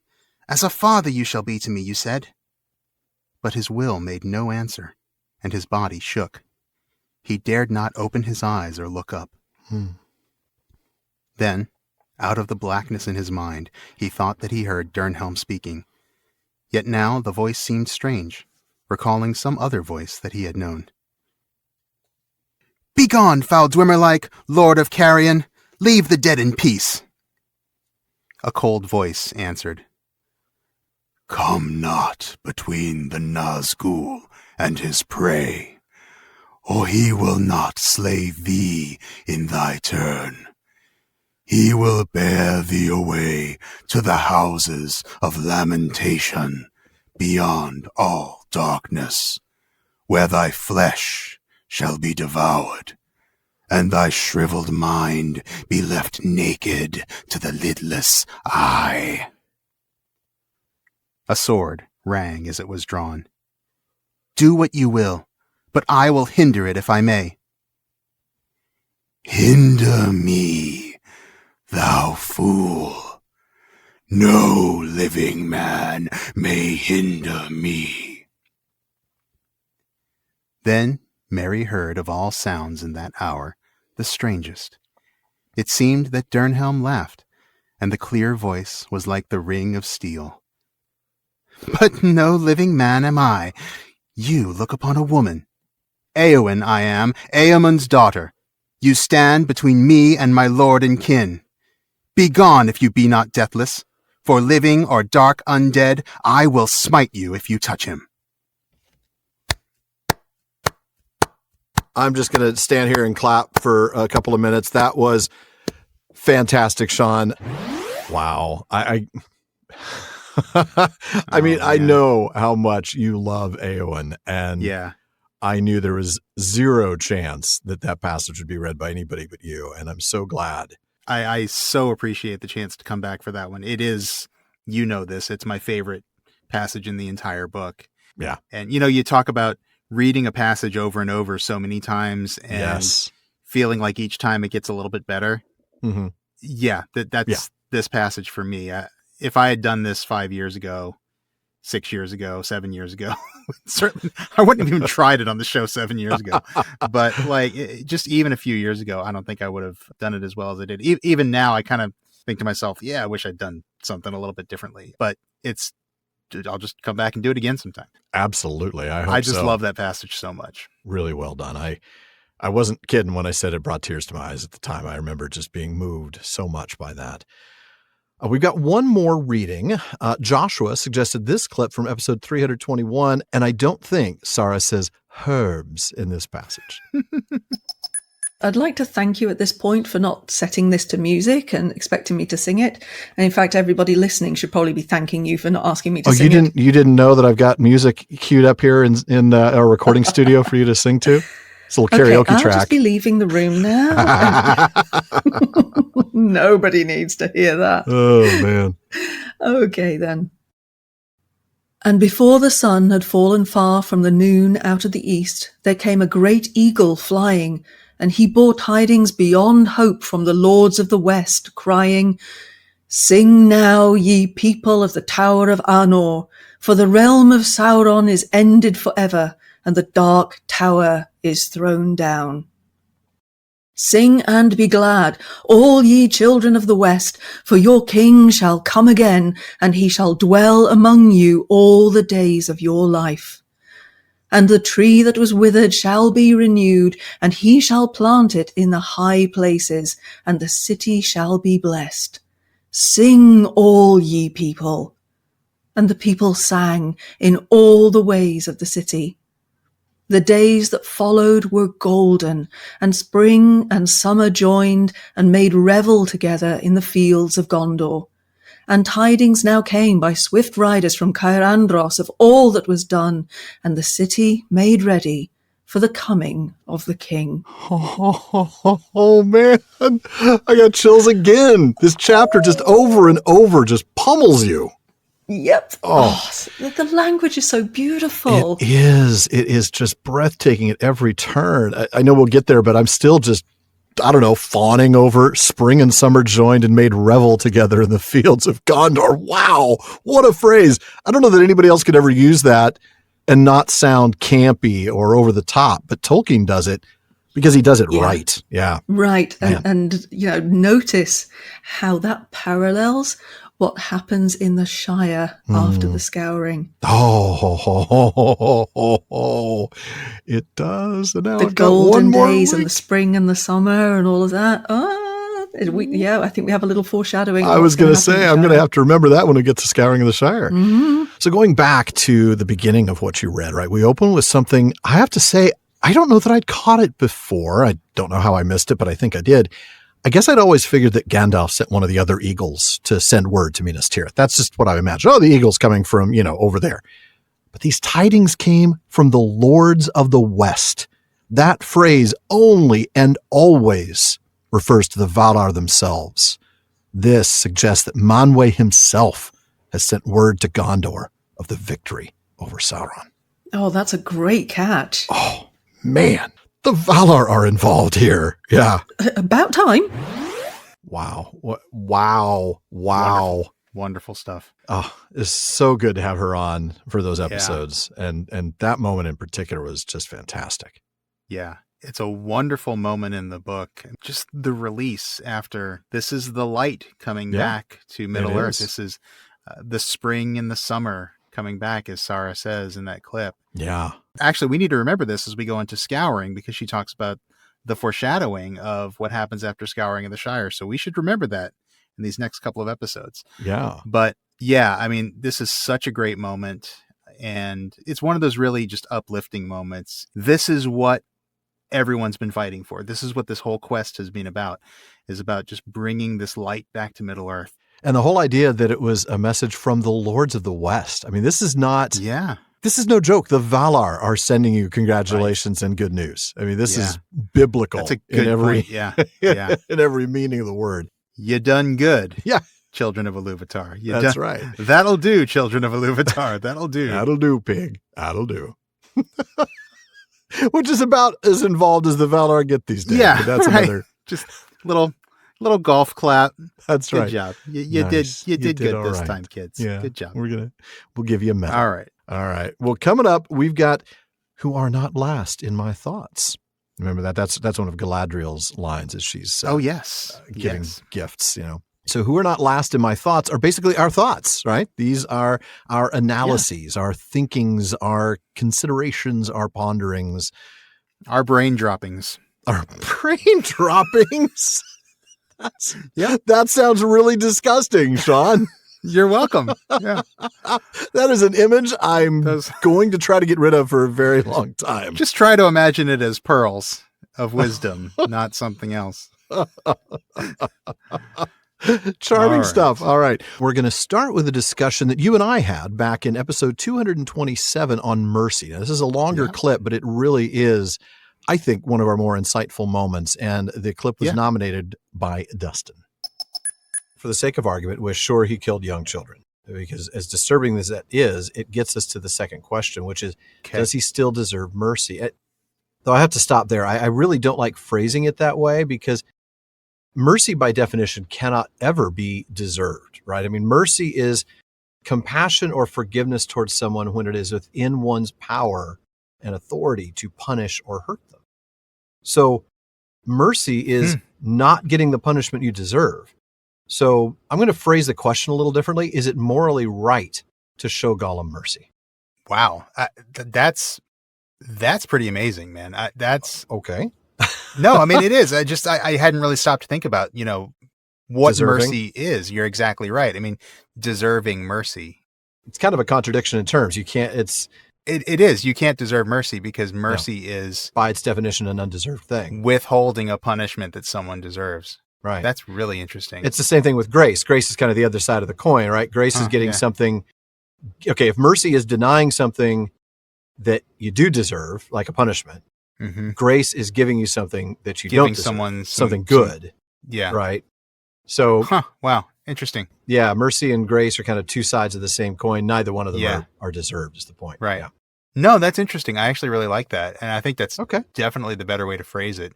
Yeah, it still doesn't solve the question, though, does it? No, it's no more comfortable to think about or wrestle with. No, it doesn't. I guess it's probably best if I take my personal views out of it and just kind of look at what's in the text, because obviously that's what we're here to talk about. And honestly, I like that, because I think the answer is easier that way. It is. I don't want to have to deal with it Right. The fact of the matter is, Gandalf never argues that Gollum doesn't deserve death. That's right. He comes right out and says he deserves death. We've talked about that numerous times, including earlier today. But he makes it pretty clear that Frodo doesn't have the authority to kill him. That's right. That's right. So let's consider that in the context of your definition of mercy. Gollum certainly does deserve death as a punishment, but also as the gift of Iluvatar, as we talked about. Two meanings of it, yeah. Right. But Frodo does not have the authority, is how I take this now, to punish Gollum for his crimes. Yeah. That is not your role to play, Frodo. You are not Right. the one meant to punish Gollum for his crimes. That is for someone else to do. Yeah. And I wonder if maybe that's why Tolkien tends to use the word pity instead of mercy. That's fair. Could be. The other thing, though, that I think of is, regardless of any of that, Frodo doesn't have all the information. He doesn't know what may happen. Again, even the wise can't see all ends. Right. And so Frodo doesn't know that in the providential plan of Iluvatar, there is a specific task for Gollum to play.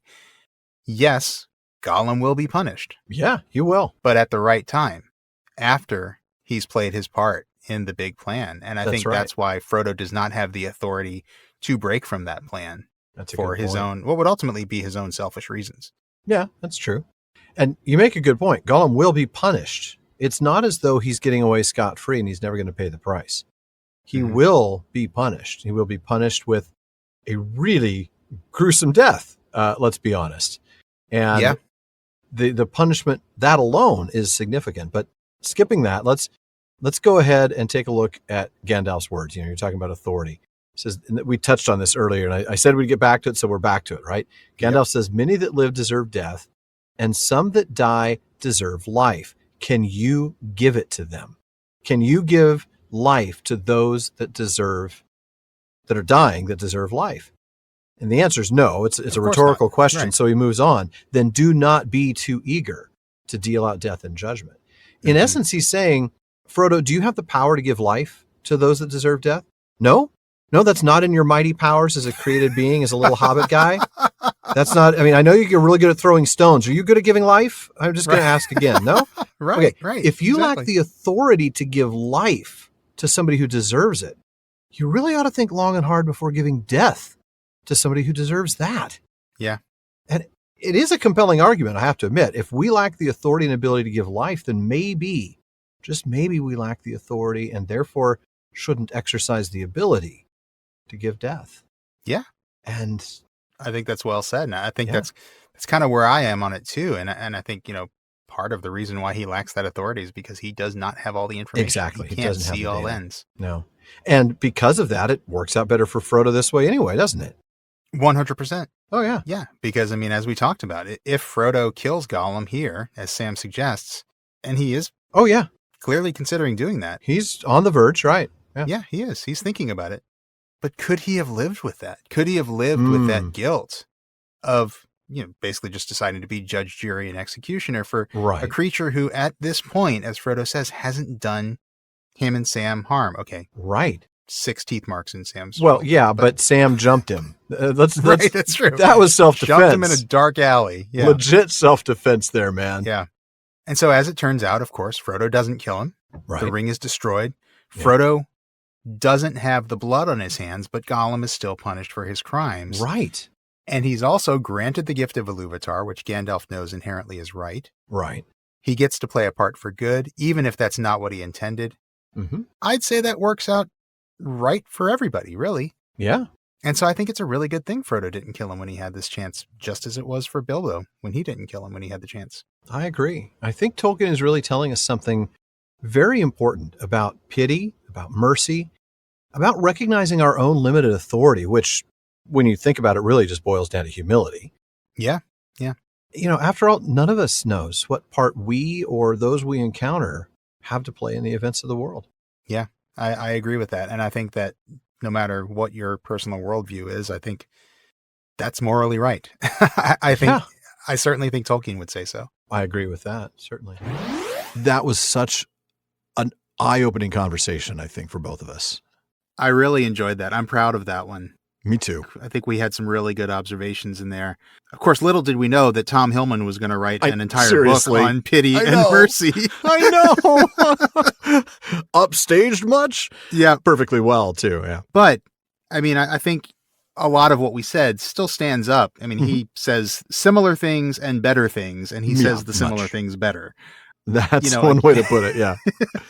But again, I mean, if this is a topic that interests people, definitely, again, at the risk of repeating ourselves, check out Tom Hillman's book. Please do. But yeah, I mean, that was us coming at this just ourselves. And I'm proud of that. I think we came up with some really cool stuff. And totally off our notes too. I mean, I think by that point we were completely ad-libbing it. And what I didn't realize at the time, but realized as I was listening to the clips, for building this show, how much that ties in to the clip that we included, I think in 222, on the gift of men and Gollum, about him getting death and deserving death, because that's the gift of Iluvatar. Yeah. Yeah, exactly. Yeah. That of course he deserves death. He shouldn't be stuck here when his nature is to be gone, is to be, to leave the circles of Arda. Yeah. And how eye-opening that was for me and for so many of our listeners who are like, wow, I never thought about it that way before. Yeah. That was another one that I just kind of came up with on the fly. It wasn't something that we'd scripted. Yeah. And I think in hindsight, those two clips go together. Yeah. Yeah, they do. We're really looking at that same concept. And, in terms of deserving, right? The whole idea that mercy isn't something you can't say is somebody deserving of mercy. It's a contradiction. Wow. Right. That was a good one. Yeah, I enjoyed it. That's one of the things that I've loved the most about this show. It's not that, I learn a lot as I'm researching and writing most of the episodes or whatever.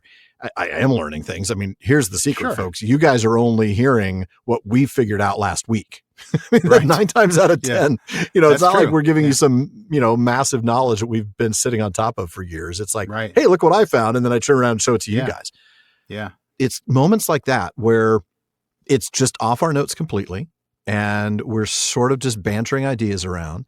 Yeah. And somehow you say one thing and I say another, and it builds and it builds. And we get to a moment where we're like, oh, and it's that joint process of it that's been so engrossing. And I love it. It's been this fantastic. Is the beauty of discussing these books. You come to these things, you put a couple of minds together, and the things you come up with are amazing. And this is why I love our Tolkien community. 100%. Even just sitting around and talking about the books. Exactly. At a pub, at a moot, like that's the kind of stuff that, oh man, it's great. It really is. And I think one thing I've found is it's not the sum of, it's not like my knowledge and your knowledge equals, a number that's it's greater than times the sum of its parts. Yeah, exactly. Yeah. It's really fantastic. All right. Well, let's get to some more good observations. Yeah. Some more great stuff here. And this one comes from episode 230. Mm-hmm. And this is back when we were in, this was book 4, wasn't it? This is Frodo, Sam, and Gollum on the way to Mordor. And this one was suggested to us by Hope. The change may not be of the right kind. We're talking about the change in Gollum or deep enough, but he does notice there is a change in him. I really like this. Yeah. Let's talk about that, right? What is there? What kind of change is there? How deep is it? I don't know how deep it is. I mean, I don't think it's that deep yet. If I had to answer the question of what kind of change is it, I think maybe it's just that Frodo showing him a little bit of kindness has made Smeagol come out a little bit more. Maybe just a bit of kindness in the company of hobbits has made him remember his old self just a little bit. But it's only a little bit, and I think that's But it's only a little bit. It is not deep at all, because we saw how quickly he turned on a dime at the mention of the word hungry. It makes me think of that quote, I can't remember all the details, but something about actions becoming habits, becoming character. Oh, yeah. Yeah. Right. This whole idea that I think what we're seeing is just maybe a little bit of the early stages of right now. These are just actions. Yeah. It hasn't even become a habit yet. The habit is still Gollum, and the character is very much still Gollum, but we're getting some Smeagol actions. But we're getting some Smeagol actions that are coming out a little bit here.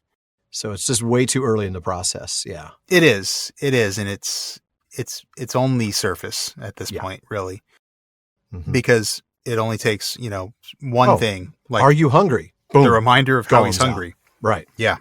But if this is something that can be nurtured, if this is something that can be reinforced through the right kind of interactions. Can we bring Smeagol back? Sorry to say, not the kind of interactions that Sam is going to generally bring to the table. No. But, is there an opportunity for Gollum to bring himself, I should say for Smeagol to bring himself back here? Maybe there could be in a certain world. Yeah. But I don't know. And we're not going to get there. I don't want to spoil anything. Let's cut that. I think folks know that, though. I know, but I feel like we need to let the story play out. We need to analyze it as we go. Fair enough. I think, though, the reason that he doesn't think there's a need to fear him yet is the oath, the promise, right?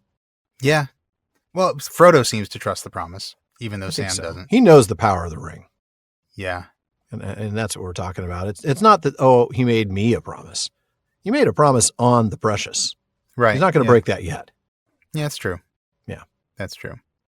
But even though Frodo doesn't think there is a need to fear him, at least not yet, he does concede. Yeah, I do need to get some rest, so sure, go ahead and watch if you want. And so he agrees to sleep, but for no more than 2 hours. Because he wants Sam to get some rest too, because he knows Sam will just Sam's going to be tired. Or try to. Yeah. If he could. Well, we'll get to that. So Frodo immediately falls asleep. Like the minute he's finished saying this, he's out. And Gollum does as well, like you said, unconcerned, or at least seemingly unconcerned. Yeah. But of course, Sam, again, doesn't trust him. No. So he actually tests him. I love this. He gets up, pokes him, and this is just so dryly funny, Sam just whispers in his ear, fish. I love it.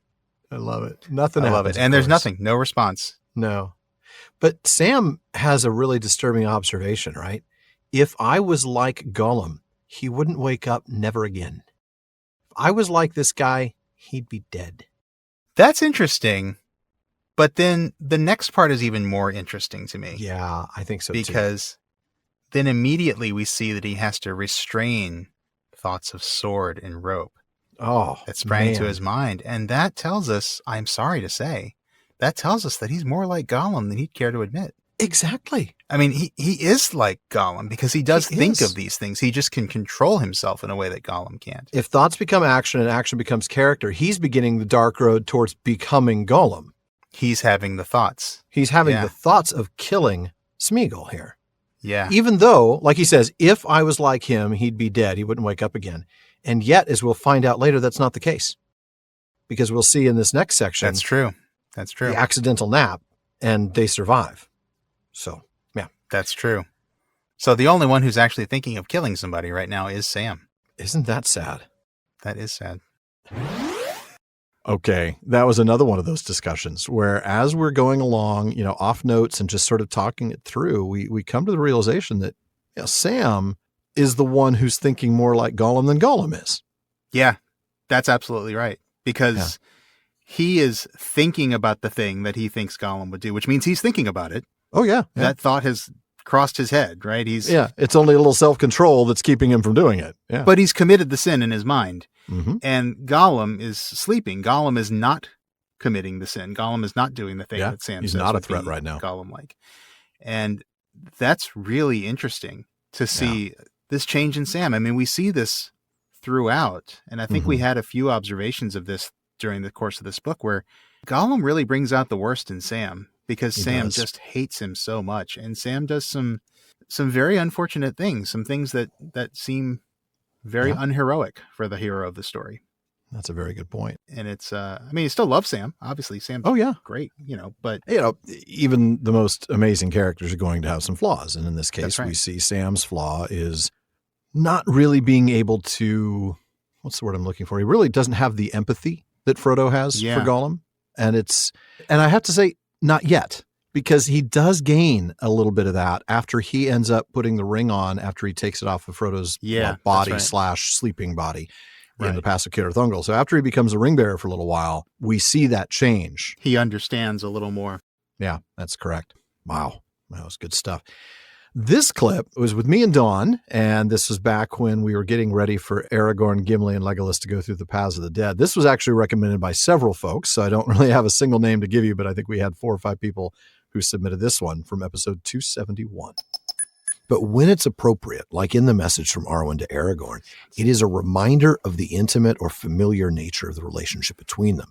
So, and this is so important here, when Eowyn shifts dramatically from using the deferential you all throughout this entire conversation to the intimate thee, she is saying a lot simply by choosing to use that form of the word. She's not assuming an intimacy that isn't there. She is inviting that intimacy. I believe she is quite literally confessing her love for Aragorn simply in her choice of second person pronoun when she goes from you to thee. Tolkien is a freaking genius. Isn't he? I just listening to you explain that makes it so much sadder too, doesn't it? You really feel for Éowyn in this moment. Yeah, you really do. But you'll feel for her even more when tomorrow she continues to do this and Aragorn keeps using you. And also keep in mind though, Alan, this is backed up by something that Tolkien wrote himself in a footnote on Appendix F, the On Translations one. Yeah. In one or two places, an attempt has been made to hint at these distinctions by the inconsistent use of thou. Since this pronoun is now unusual and archaic, it is employed mainly to represent the use of ceremonious language. But a change from you to thou or thee is sometimes meant to show, there being no other means of doing this, a significant change from the deferential or between men and women normal forms to the familiar. Exactly. And that's the point. I mean, he's very much addressing this particular passage when he says that, right? The change from you to thou or thee, this is the only time that it happens like this, is meant to show a significant change from the deferential or normal form to the familiar. All I can say is I was sick as a dog that night. Were you sick? Yeah, you totally sound sick in that one. That is my sick voice for sure. Yeah. Which I actually kind of like, I have to say. Like, if I could bring that up on command, I would. That level of gravel is unprecedented, even for you. Yeah. I'm sorry I wasn't there for that one. That's a great discussion between you guys. And I think you nailed it. I mean, thanks. She is not just feeling intimate with Aragorn. The use of the familiar form is not just that she feels comfortable with him. It is that she is inviting him to feel comfortable with her. She is inviting that intimacy, I think is how you said it. That's a great catch. As many times as I've read that passage, and I love that passage because I've loved the way that Éowyn, as much as she respects Aragorn, and yes, she loves Aragorn, but it's because she puts him on this pedestal. But this is a moment where she does not put him on the pedestal, and she's really talking to him like an equal, and she's laying into him, but she's also inviting him to meet her on the same level, and that's really cool that you caught that. It was one of those things where as I'm studying and I'm looking up bits and pieces, and I think it was the note in the appendix where I discovered that these things were intentional, that Tolkien was very specifically using this tool to point out this difference, this intimacy versus the more formal. And I love, though, how Aragorn brings it full circle. Once she is engaged to Faramir and Aragorn is married to Arwen, and they're I think this is when they're at Theoden's funeral, and Éomer has just become king. And she says something about, wish me joy, my lord. And I have wished thee joy ever since I've known thee. And you're just like, yes, now he can do this because it's safe, right? It's no longer going to be interpreted as a romantic gesture, but as just an intimate, close friendship gesture. And it's beautiful. Yeah, it is really beautiful. I love that. It was definitely eye-opening for a lot of folks. I think that was probably the moment that we got the most mail about that season was that particular, wow. You know, it's kind of changed how people read that passage. No, that was super well done. A really cool catch. Thank you very much, sir. All right. Well, speaking of my favorite character, we've got another one about Éowyn here. This is another one from Katie, and this is from episode 321. Being Faramir, he lays his cards completely on the table, asking her, is it that you don't feel anything for me? Or is it that you're not willing to acknowledge that you feel anything for me? Yeah, that's do you not or will you not? Yes. Will you not, meaning want you not? Do you not want to? Right? This is this not your will? Yeah. And she does respond honestly, saying she wished to be loved by someone else, but importantly, does not want a man's pity. Oh, no. No pity here. Don't even consider it. Yeah. And the first part of Faramir's response is directed to the first part of her statement, her wish to be loved by another, the unnamed, by Éowyn anyway, Aragorn. Yeah. And he calls out the obvious. yeah, you wanted Aragorn to love you, but let's talk about why you wanted him to love you. And he really just knows. He understands so well. He understands, and yet think about the chance he's taking by saying this, right? If he's wrong, which he's not, he's Faramir, so he's very rarely wrong. He's saying, here's why you want Aragorn. If she's not ready to hear this, what's her response going to be? I mean, she's in a position to become very defensive about her love for Aragorn here. If he's not very tender, very careful, very precise, and also very accurate.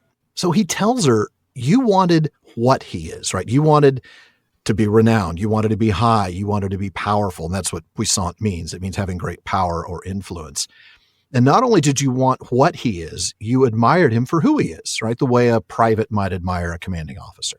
And he says, for very good reason, Aragorn is literally the greatest man that now is. Like, I have chosen to love a woman who loves the greatest man on earth. I am doomed. Sucks to be me. It does. It really does. And I love this because Faramir isn't playing the I'm as good as the guy you want, or I'm even better than the guy you want. He knows full well how incredible Aragorn is. He's going to be working for the guy. He is the king. And yet he's not even trying remotely to compare. He's not talking about comparison at all. This tells us so much about Faramir's character. Yes, it does. How, he understands why she looked to Aragorn. Who wouldn't? Yeah, exactly. Right? Who wouldn't? He's amazing. Flippin' Aragorn. Yeah. Yeah, exactly. So he absolutely gets it. Mm-hmm. And he's honest with her and honest with himself about this.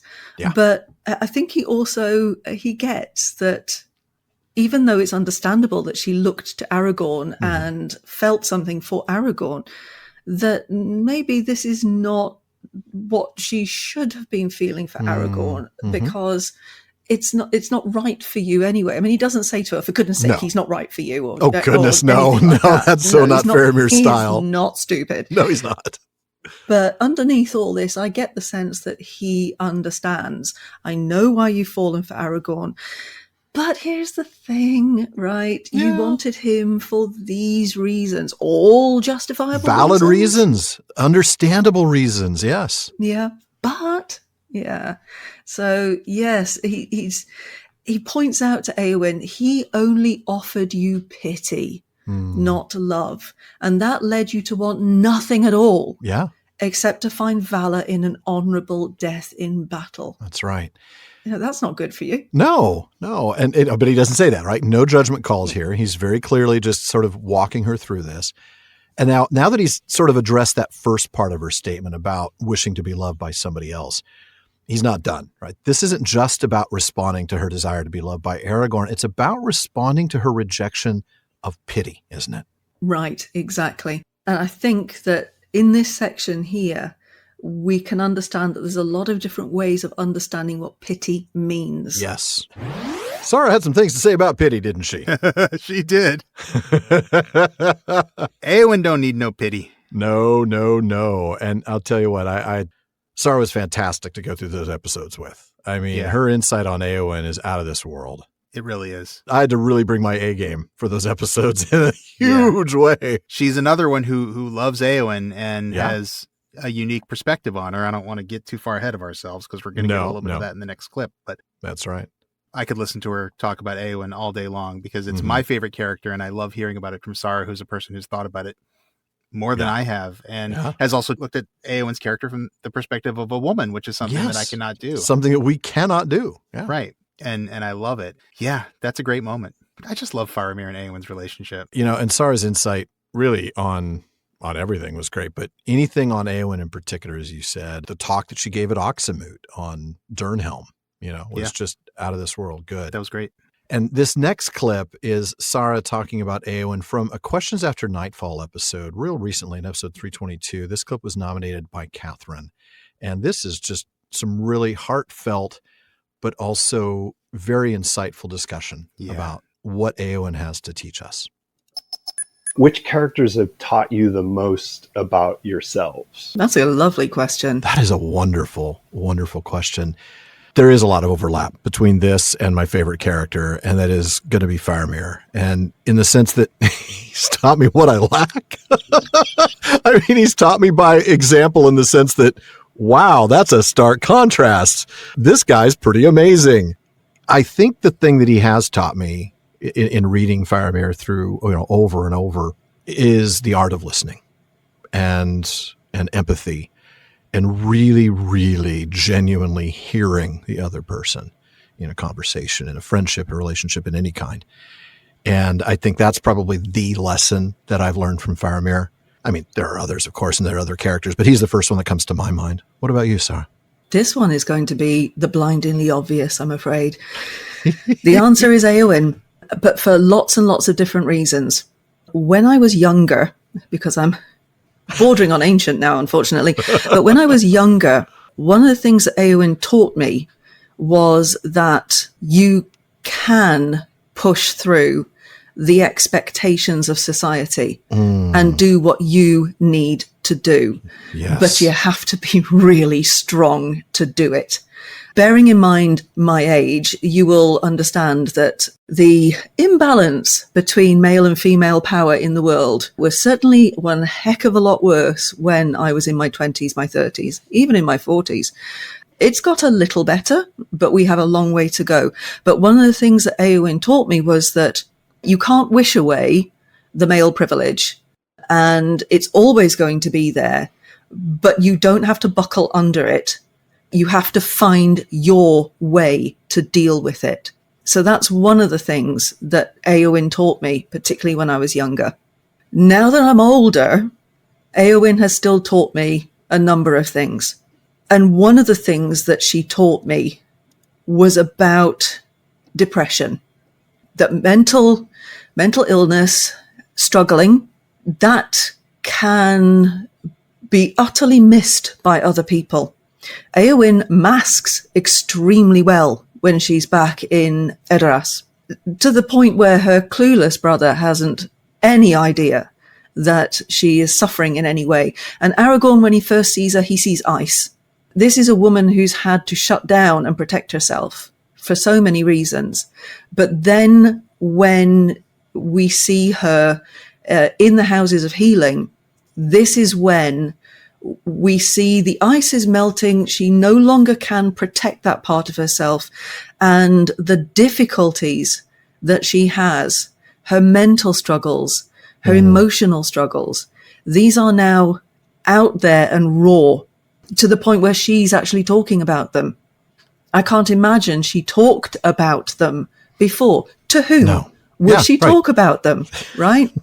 Exactly. So it teaches you a lot, because you can understand that no matter how strong you are, and she is incredibly strong, actually, to push past all of those social expectations and that damn cage that is always threatening, that even with that strength, you can still struggle, because everything around you can get just a little bit too much too often.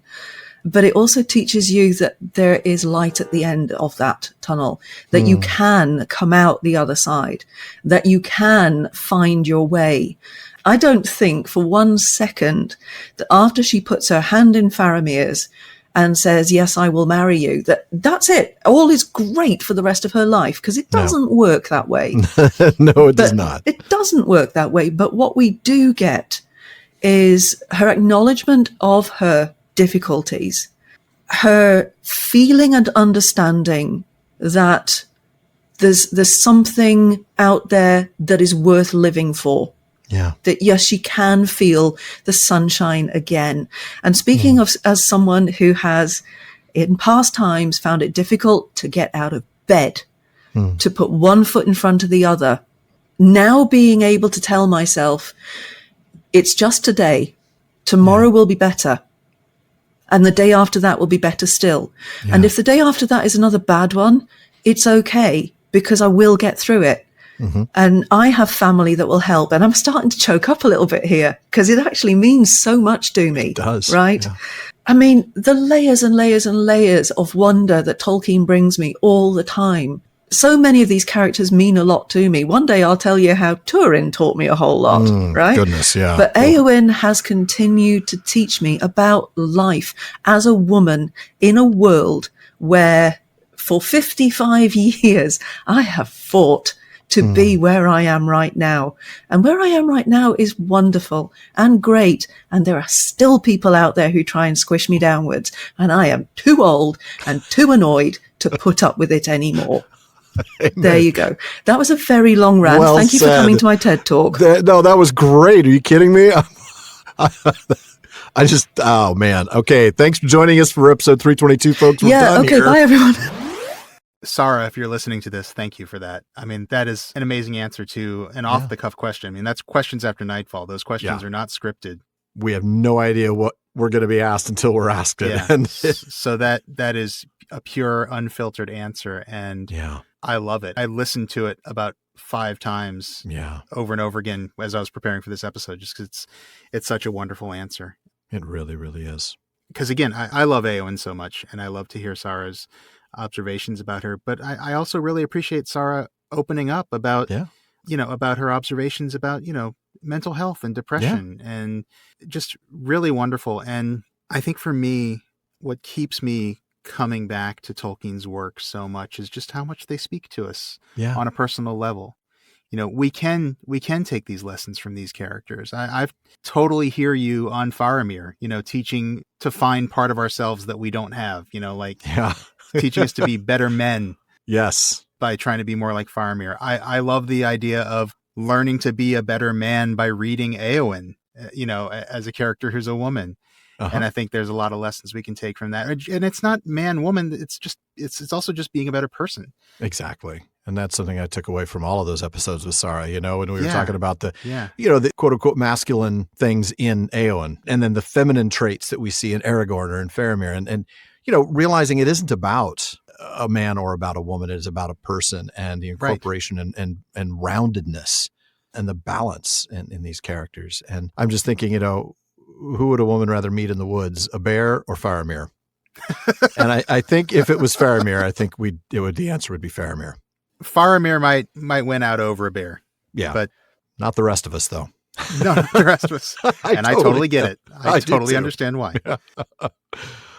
Yeah, no, that's great. Yeah, man. Thank you again, Sarah. That was fantastic.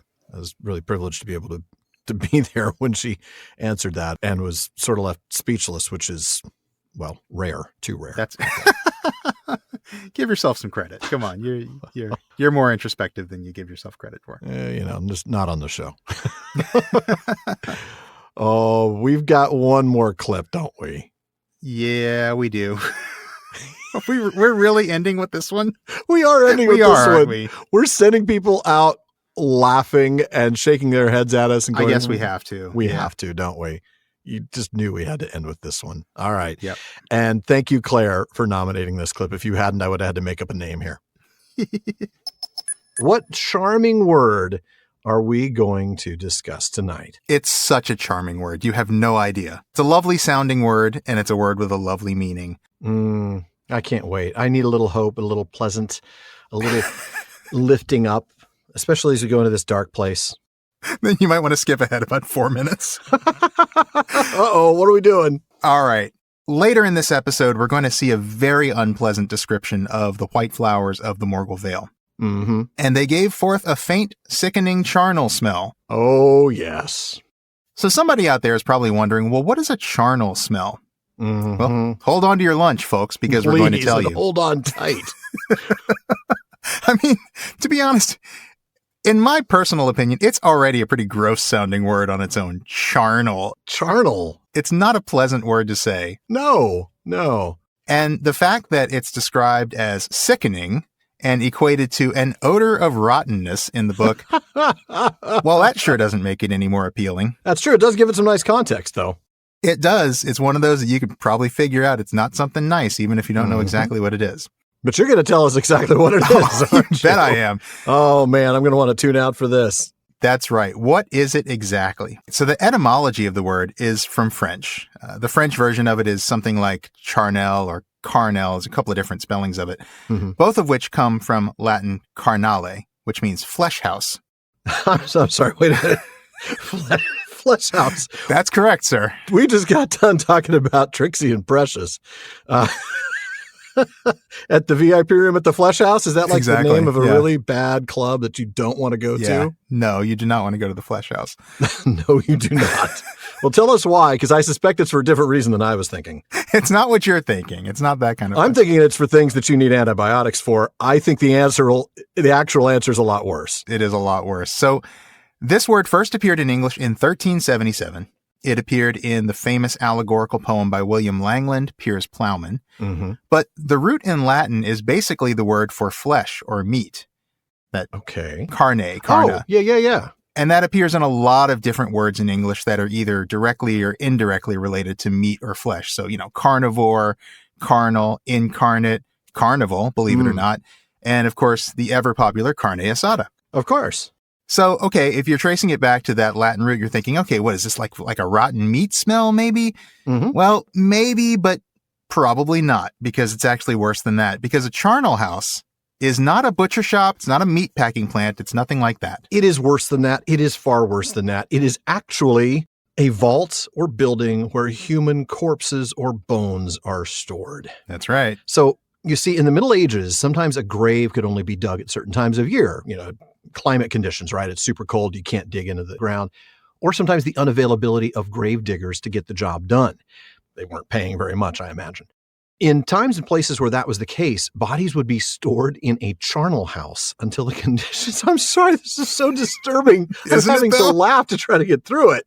This is like the foundation of a terrible horror story. But bodies would be stored in a charnel house until the conditions were right for a more permanent grave to be dug.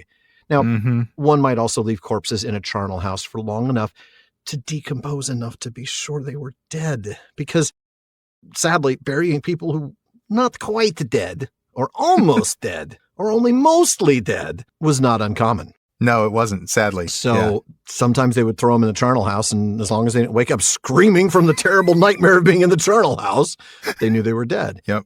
Sometimes, though, charnel houses would also serve a purpose very similar to an ossuary. Now, that's a repository for bones.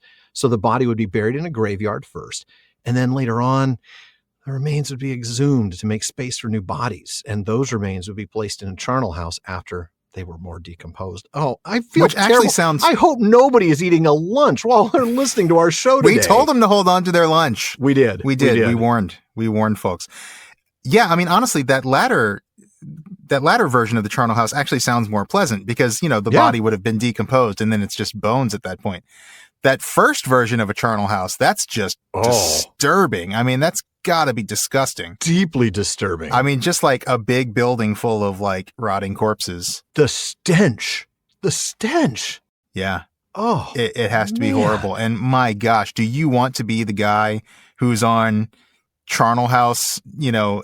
Okay, you're burying the bodies that have been stored in the charnel house since last January. Do you want that job? I certainly don't want that job. I do not want that job. No wonder it was hard to find grave diggers because it was probably them that had to do that. Yeah. Oh, my goodness. Now, interesting thing about charnel houses, from the research that I did online, they don't seem to have been terribly common in England. Okay. They were quite common in the rest of Europe. And in fact, some of these places, particularly the ones that were more like ossuaries, a lot of these places are still common tourist attractions today. You can go and you can see, like walls of skulls and things like that, which is, morbid, but also kind of cool because it can actually be quite interesting, beautiful in a disturbing way. Wow. So yeah, as if that's not creepy enough, folks, a charnel smell then is a smell of death or of rotting flesh.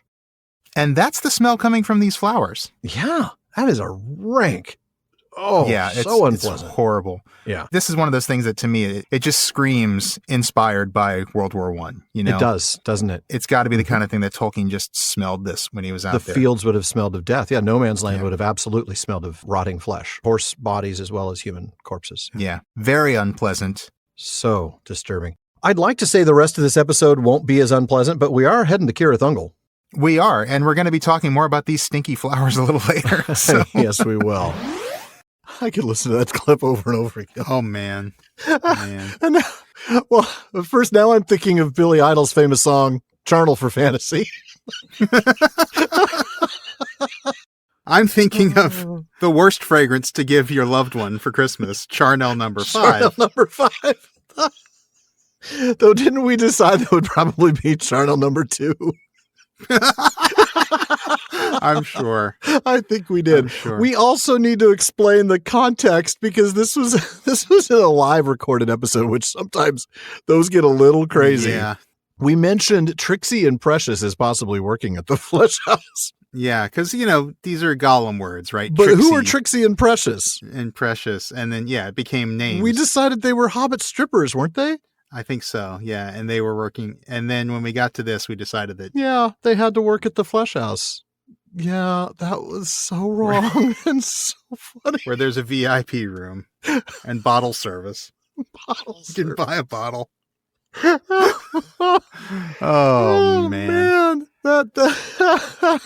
That is one of my favorite moments doing this show. Really, really is. I mean, out of all 300. Because not only did we do Trixie and Precious in the Flesh House, but I mean, just the discussion about Charnel goes from like odor of rottenness to carne asada. I know. It goes all over the place. It does. It's all over the map.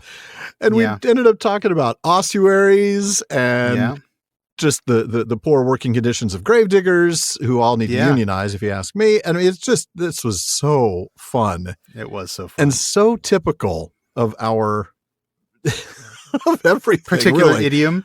Yeah, it's definitely our own particular idiom, sir. That was fun stuff.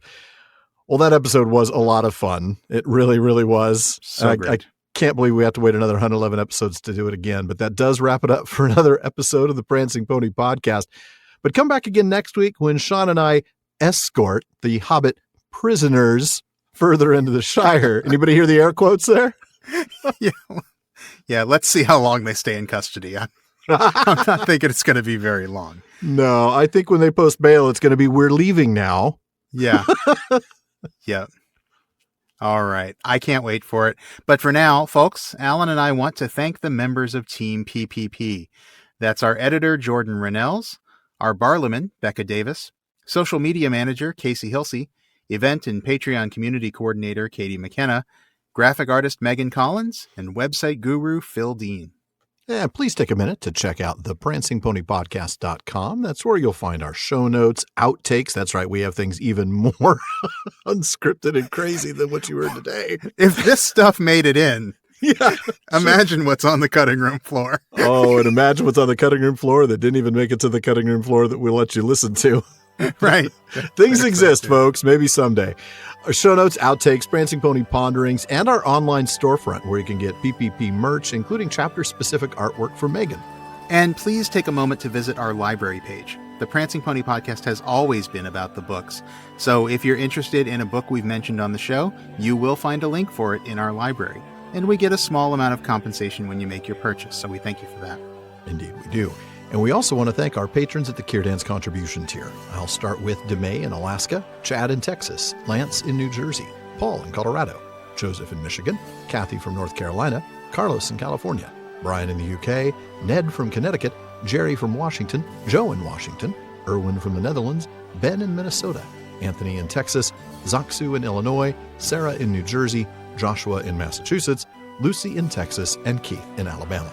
There's also Erica in Texas, Carson in Oklahoma, Vivian in California, James in Massachusetts, Anne in Kentucky, Sean in New Jersey, Mason in California, Maureen from Massachusetts, John in Japan, Olivia in London, Robert in Arizona, Nick in Wisconsin, Lewis in South Carolina, Thomas in Germany, Craig in California, Bailey in Texas, Kevin in Massachusetts, another Paul in Colorado, and Julie in Washington. Thank you all so very much for your support. Indeed. Thank you very much. And folks, make sure you don't miss any episodes of the Prancing Pony Podcast. Subscribe now through Spotify, Apple Podcasts, Amazon Music, or your favorite podcast app. And one last thing as always, don't forget to send your thoughts, comments, and most of all, your favorite moments from the last 111 episodes, even if it is too late to get them in this episode, to Barliman at theprancingponypodcast.com. And if you want your voice literally heard, well, just send us audio of your question. Visit podinbox.com/prancingponypod and record your question for us. Please be sure to still email the question to Barliman, though. It just helps with the bookkeeping. It does. Even though Barliman's been a lot more reliable lately, there's still a lot of mail to sort through, but we will try to get to you just as soon as we're able. As always, though, this has been far too short a time to spend among such excellent and admirable listeners and highlights. But until next time, farewell, friends.